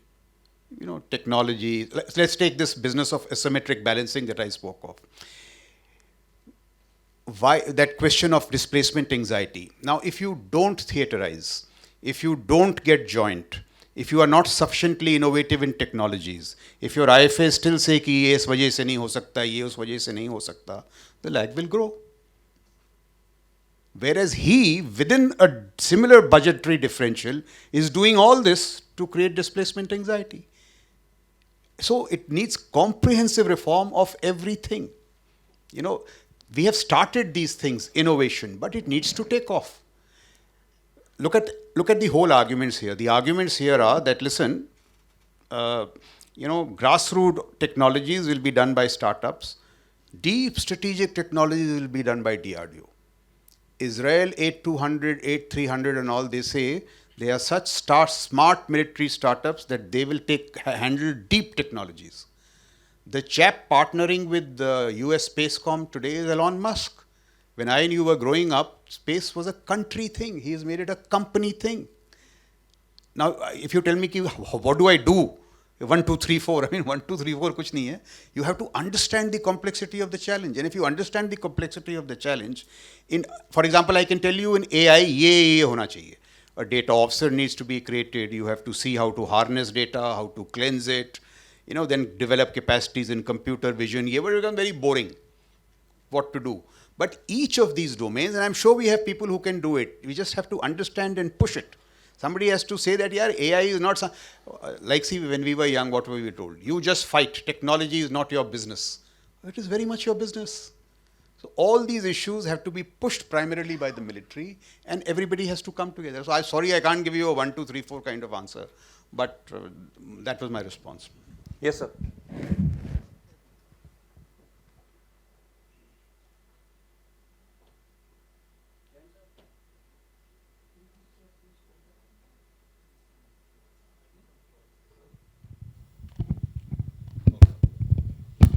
Jain sir, I am Colonel Saminder. I am a guardsman. My question is to both the speakers.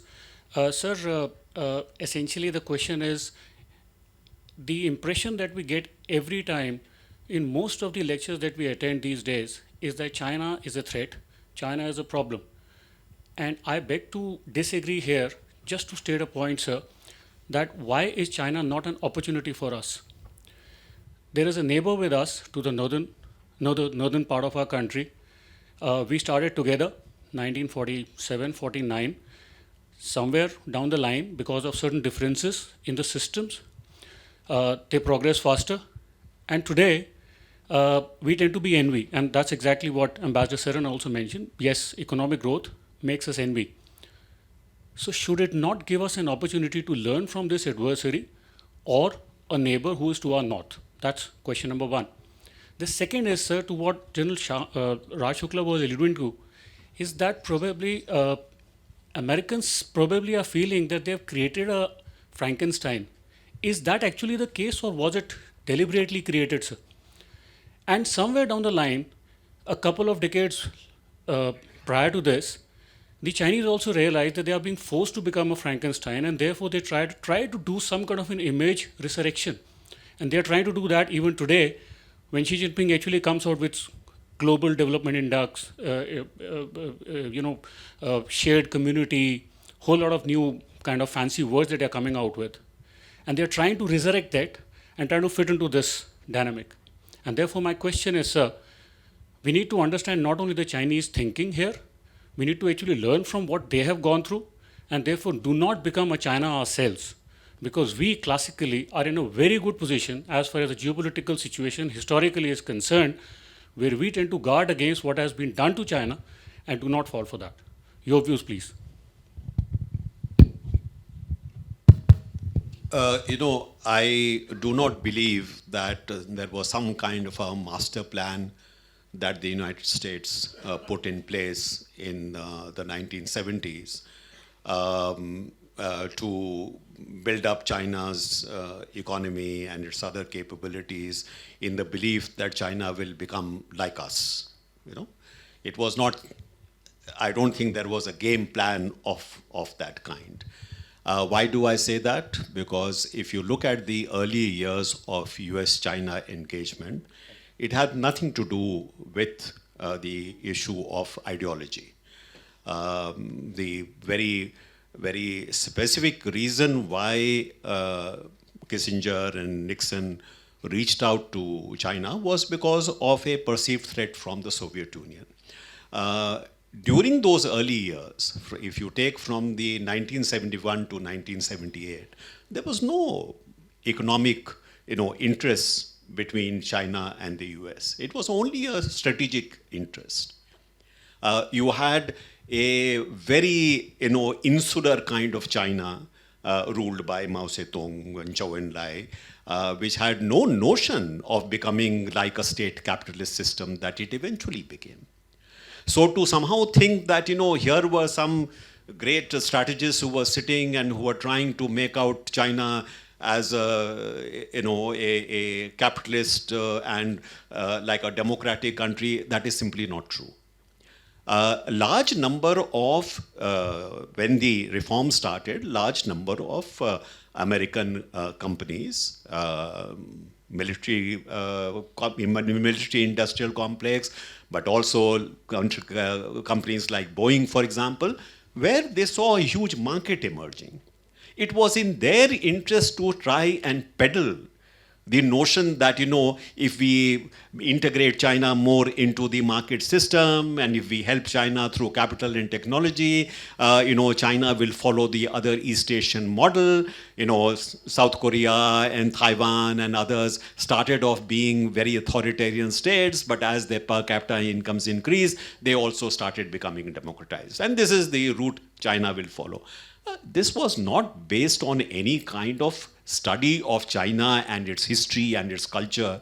Anybody who would have really gone into China's history and culture would certainly not have thought that it was going to transform itself into another United States.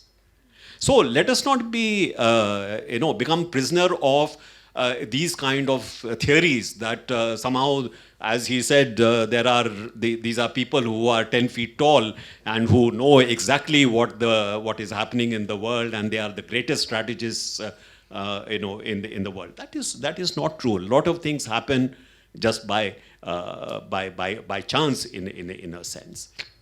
So, with respect to how do we look at China?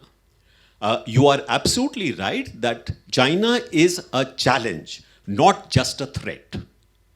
So we should make a distinction between these two words. So China's, that it is a threat, I can't get away from.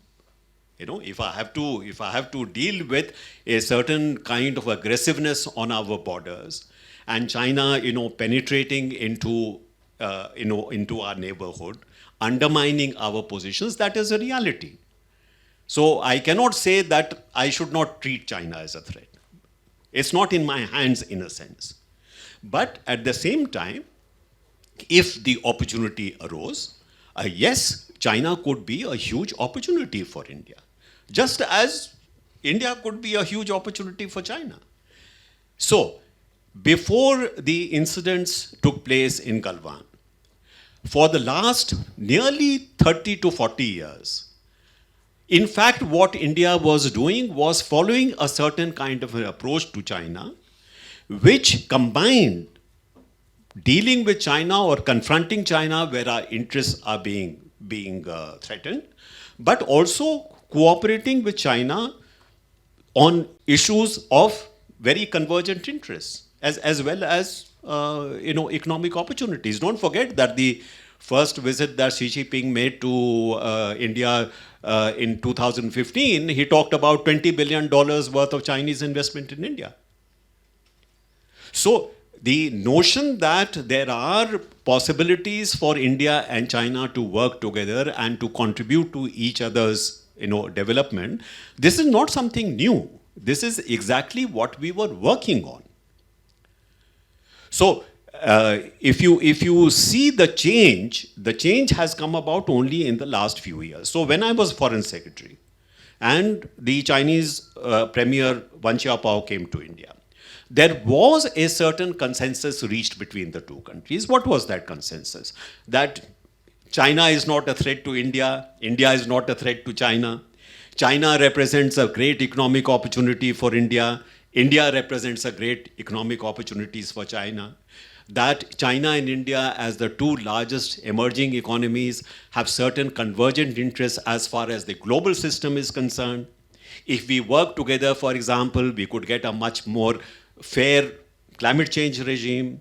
We could get a fairer multilateral trading regime because we are also very substantial powers.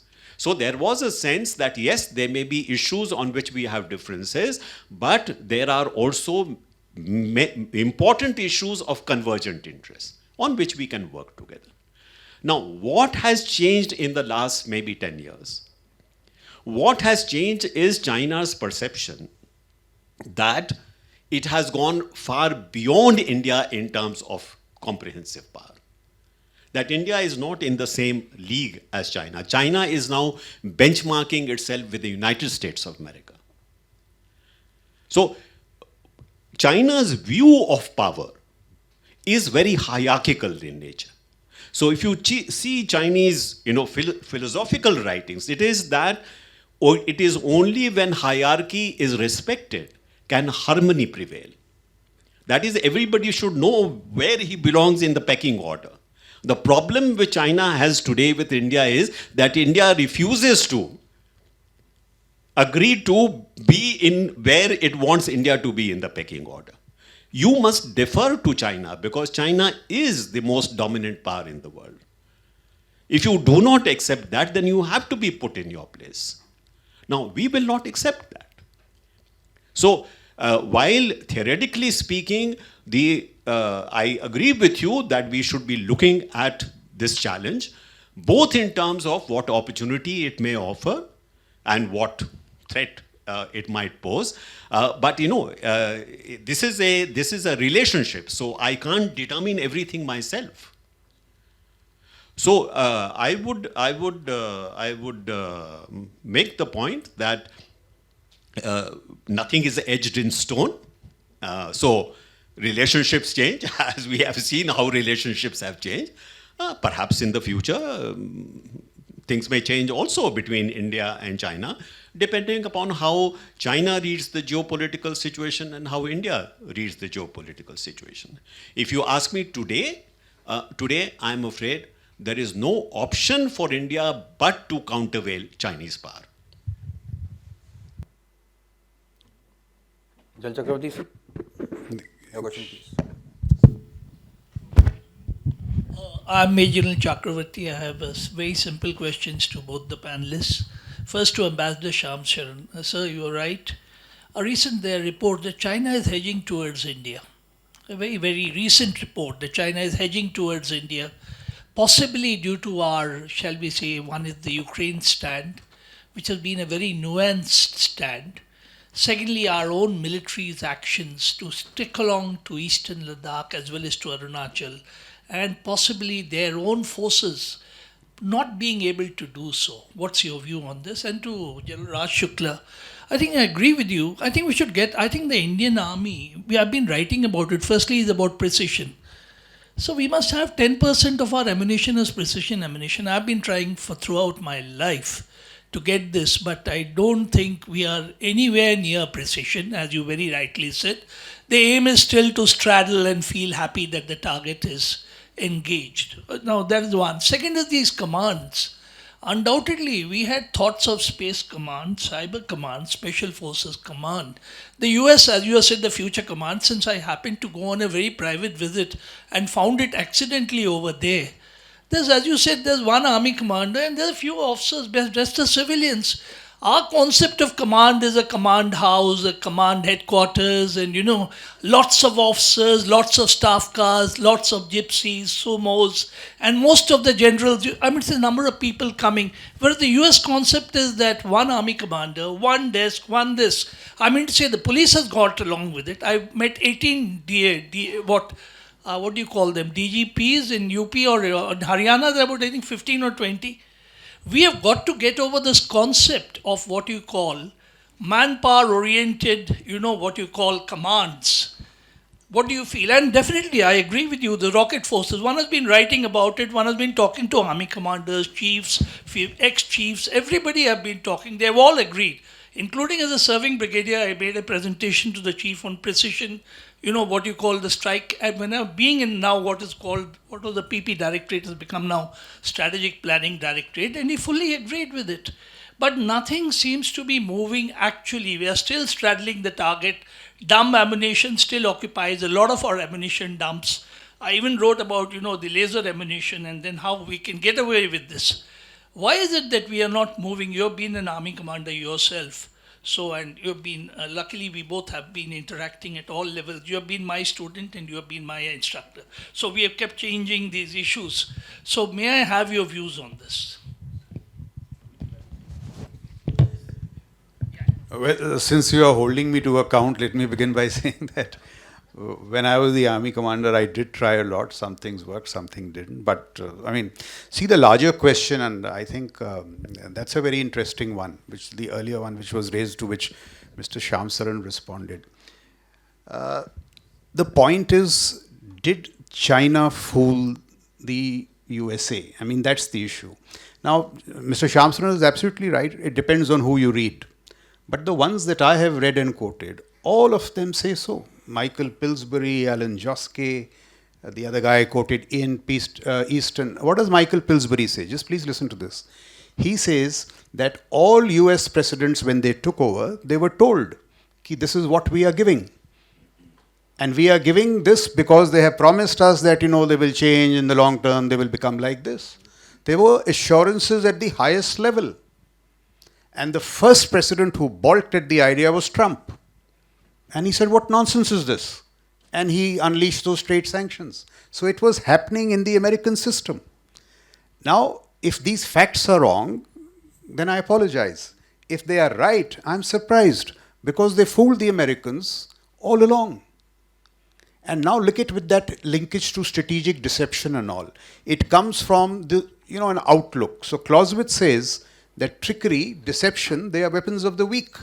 Sun Tzu says they are weapons of choice. That is how the Chinese think. That is how they act. Now, if they act, that's the short point, is that this is the way they think and act. So now, if they have fooled the West and they have fooled us, as the officer asked, what is the opportunity? The opportunity is transform. Use this opportunity. I'm not saying we are dead. I'm not saying he'll trample us.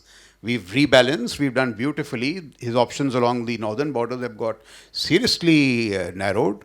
But these other issues you need to build up. And if you start today, I'm saying they'll take 30, 35 years. So I don't see any disconnect in all this. Let me also just make 2-3 points, which just came to me as this question was being asked. The Americans today are saying we are oversized. We must downsize because China, the PLA, is exceeding us technologically. The Americans are saying this, despite their budgets, that unless we downsize, the Chinese have been so smart at this asymmetric balancing in technology, they are leading us. In 5 metrics of technologies, emerging domains, AI, this, that, and the other, the Chinese are leading in all 5. There's some AI Stanford gold competition and all. China won all 5 of those competitions. The Americans are admitting. So all I'm saying is he happens to be your neighbor. Please take him seriously. I'm not saying we are heading for conflict. We may not. No, I'm not saying that at all. Just take him seriously. The other issue, see what happens in our case. I think General Marwa is here. Operational rebalancing would have happened sometime in 2611. It was almost done after that, I think it was Divine Matrix, if I'm not wrong, Divine Matrix. And it got stalled because 2611 happened. And then we were back at Pakistan. You know, so this is what this problem does to us. It's not that we have not been conscious of China, but in the past, whenever we attempted to. And in the meantime, what has happened, the lag has grown so much that we really need to take it seriously and at pace and scale.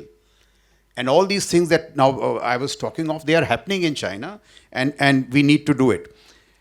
Also, we must steer clear of things which we sometimes fall trap to. In the larger debate here in the strategic community, 6-7 years back, people started saying, "Ladai nahi hone wali." It was said, "Khatam ho rahi hai." These days have ended. Many of us believed it. See what's happened. So all these things I'm saying are not somebody's pronouncements. The military must have a view and judgment of its own. It must, and they must be refined views. The other thing that we must ask seriously is this question, you know, do Chinese execute better or do they ideate better? And this question Kishore Mehbubani asks. We must, you know, honestly answer it. He says, open society, closed minds. Closed society, open minds. They can execute better. Why are they thinking better than us? That is something we really need to see, and this whole business of talent and all is, you know, has to be seen in that context. And see, I am just saying this, and many other people are arguing it. Put your head down and just accumulate power. There is nothing shameful about power. Responsible power which is in your own self-interest. What is shameful about it? Guru Tegh Bahadur, puts it brilliantly. He says, "Bal bal hoye, bandhan toote, sab kuch lage upay," which means that when strength accrues, shackles snap, every move seems a stratagem. Now look at China. It has accumulated so much power that the world wonders. Ye kyun kiya, wo kya kiya? I am making this humble submission that let us acquire power. Let our adversaries wonder why we did this, why we did that. That is, you know, the argument that I'm trying to make. Thank you.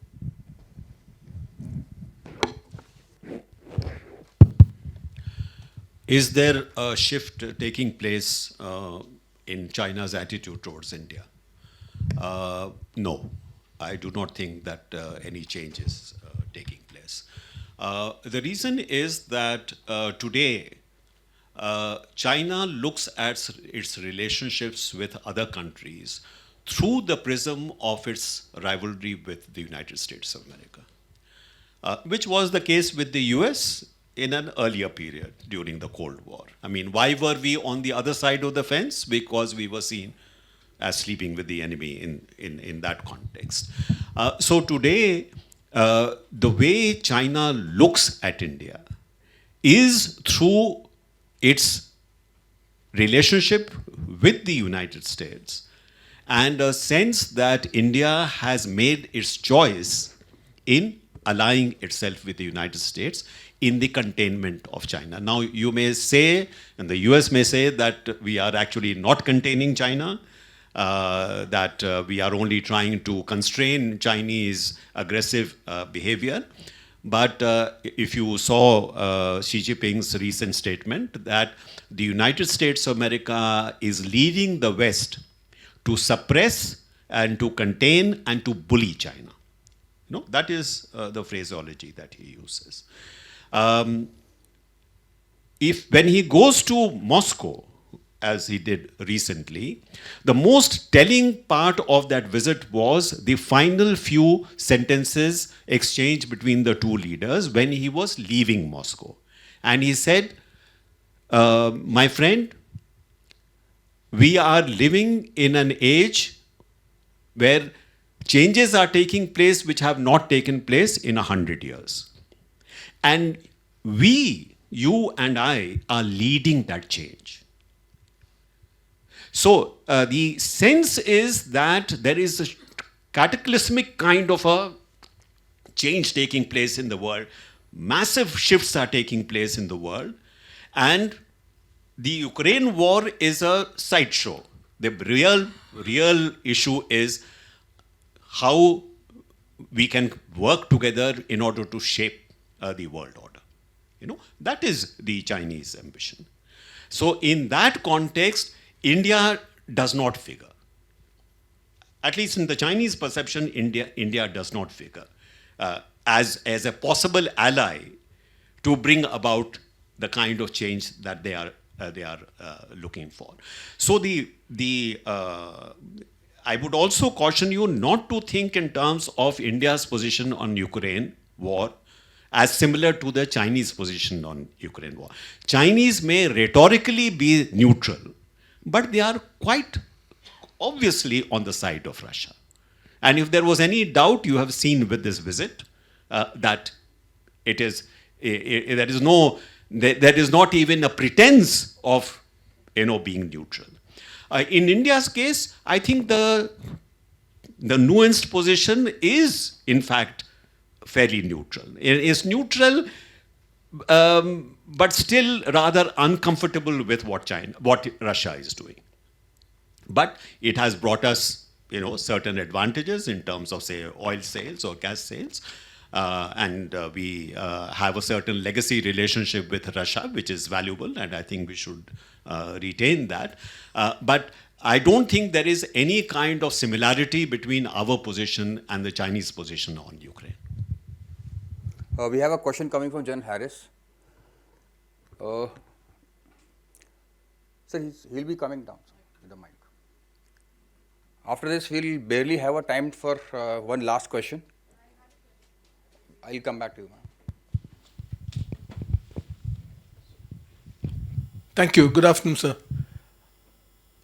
My question is to both of you, and it relates to what General Raj Shukla spoke about, the necessity of all of us reinventing ourselves to pull up by our bootstraps to meet up the challenges which are right in our face.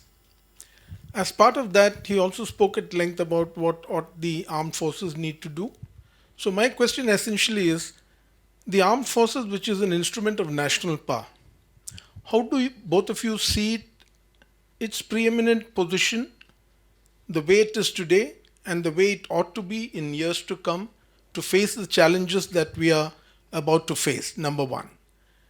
But more importantly, if we feel that we need to be doing more to pull up this instrument of national power, is that convincing to be led by the armed forces, or does it require the national discourse and the national missionary to identify that and make sure that we can be pulled up and brought to the place that we are required to be there? Your view, sir.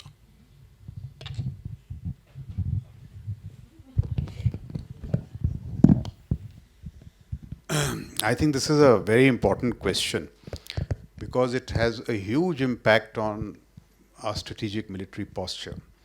I've done a very limited study of Chinese writings.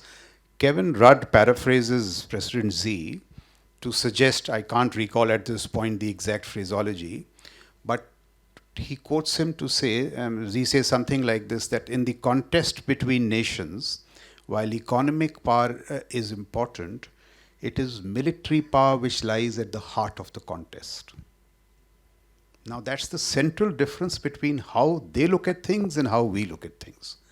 In our case, for various reasons, I think at one time rightly, sometimes wrongly, the instrument of force has been peripheral to our statecraft. It has not been central or not reasonably in the center. Recent events post-Ukraine seem to suggest that it would be prudent to move that instrument of force closer to the center of your statecraft. As you said, sir, it will take military articulation, but more important, politico-bureaucratic realization that this is in the national interest. It is, if not in the overall national interest, at least as a response to the current reality. When you have a power which so thinks, is your immediate adversary. once that happens, this servicing of the military instrument will be far better. So that's the larger point, that I want to. Let's also take this issue of budgets, sir. The USA, when it so needed in the 1950s or so, I believe spent more than 10% of its GDP on defense. When it didn't, it brought it down to 3. So this wisdom also that you should first grow economically, while everybody understands the larger logic of it, is not strictly followed. China used defense to power its rise in many stages of its economic rise. So some of these very simplistic conclusions that we will spend only so much, this happens, this is a consequence, in my humble view, of shallow debates. In many other places, the servicing, how much you spend, is a function of larger issues. And it comes not only from the military there, but from the bureaucracy but in recent times, in my view, I didn't have time to labor on it. Let's see what has happened. 2, 3 very significant things. The CDS DMA is actually a very powerful instrument. It has given you far greater powers than you ever had. Honestly, we must ask, if we now struggle not to make theatre commands, if we struggle not to bring out those reforms, when everything is with us. I remember somebody writing, or the Prime Minister saying, I think it was the address 2014 to the Combined Commanders Conference, he said that we need thought leaders now who will drive change through the national security system. He's telling the military. And the CDS was envisioned in that concept, that you will drive change. Now, when we ourselves falter, we need to do some honest introspection. कि भैया जिंदगी भर आप उनको कह देते हम 2.5-3 साल से नहीं कर पाए कुछ. So we need military statesmanship and all that kind. Atmanirbhar Bharat, innovation and all has been pushed by the political class. We never took it to them. And I have seen how wonderfully it is working. But I did outline how much more it can do. So a lot of this groundwork has already only begun. We need to energize it further in some of the issues that I was saying. So I was trying to say that this is a springboard. Major changes have taken place, and these transitions will only add value to them. So I'm not being a pessimist. I'm saying good stuff has happened. And I'm also pretty sure that things like Yangtze and all have put an end to the salami slicing and all. I'm not saying that we be casual on the LAC and all, but he knows that he doesn't have very many options there. The problems lie in the larger domain. And here let's take one aspect. In all-out conflict, if it happens, I agree, very unlikely as Putin attacking Ukraine. If it happens, we have serious disadvantages in the rocket force, strategic support force, in our ability to penetrate the A2AD wall. Now here we are being less than honest. If we say that no change is needed, given the experiences of Ukraine. So it is these issues, I think, sir, that we need to address. The instrument of force, I'm not saying is central, but it is pretty important in statecraft. The soldiers must argue, the politico-bureaucratic establishment must realize that it should not be a metric for turf, for aggrandizement of budgets, those kind of arguments. And we also need to set examples. If the US military is talking of downsizing and all, we need to do something somewhere. Although it's a complex set of things.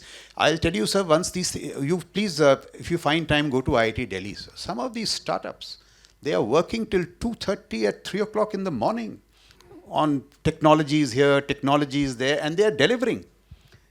Some pump for a ship or some sensor here and a sensor there. They are very complex things. All this has started. And if you see some of these startups and all, they employ 20 IIT engineers. And you give a AON now and you give the next thing in 4 years. How will that chap survive?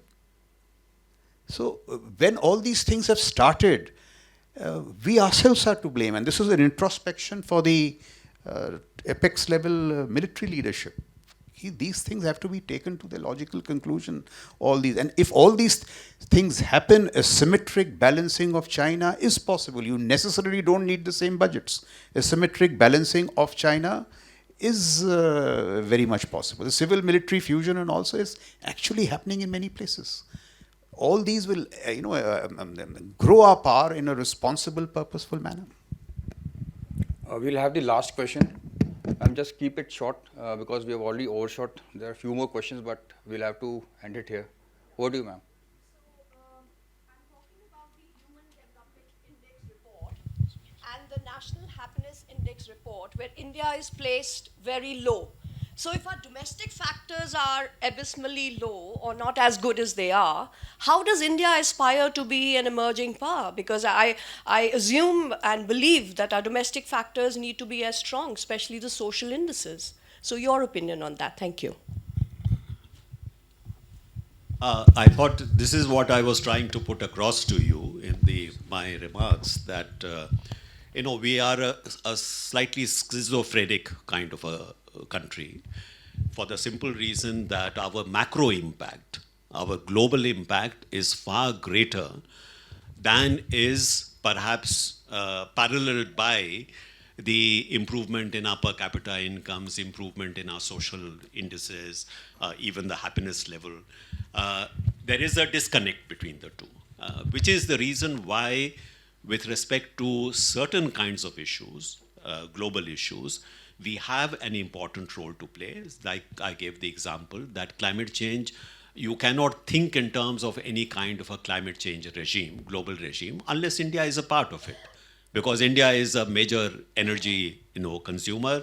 India is one of the fastest growing economies in the world. The energy choices that it makes today will have a major impact as far as the global energy future is concerned. So there is this disconnect between the two. And the reason why both domestic policy making as well as external policy making are so complex in a case of a country like India is precisely because of that dichotomy, where we have to keep balancing what we can do in terms of leveraging our very influential position with respect to certain global issues, but at the same time, see how we can transform India itself. After all, that is the first priority for us. How do we transform India, make it into a modern, strong economy? So this disconnect will continue. But the bottom line is, what is it that we can do to mobilize and to leverage whatever global position that we have, eventually to transform India itself? Which is why I mentioned, how do you use the geopolitical moment in order to take advantage of the interest that US, Japan, Western Europe have in your development, even if it is for the sake of, countervailing China. Take advantage of it and try to transform India itself. And with regard to a final point I would like to make about national security. The fact is, as has been pointed out, that we are living in a world today where there are very complex kind of inter-domain relationships. If you just take one simple example, food security. Now, food security, for growing more food, you use chemical fertilizers. You try to protect the crops by spraying toxic pesticides on the crops, and you try to maintain food security by those kind of interventions. What you do not take into account is the fact that the use of those chemicals is ruining the natural fertility of the soil.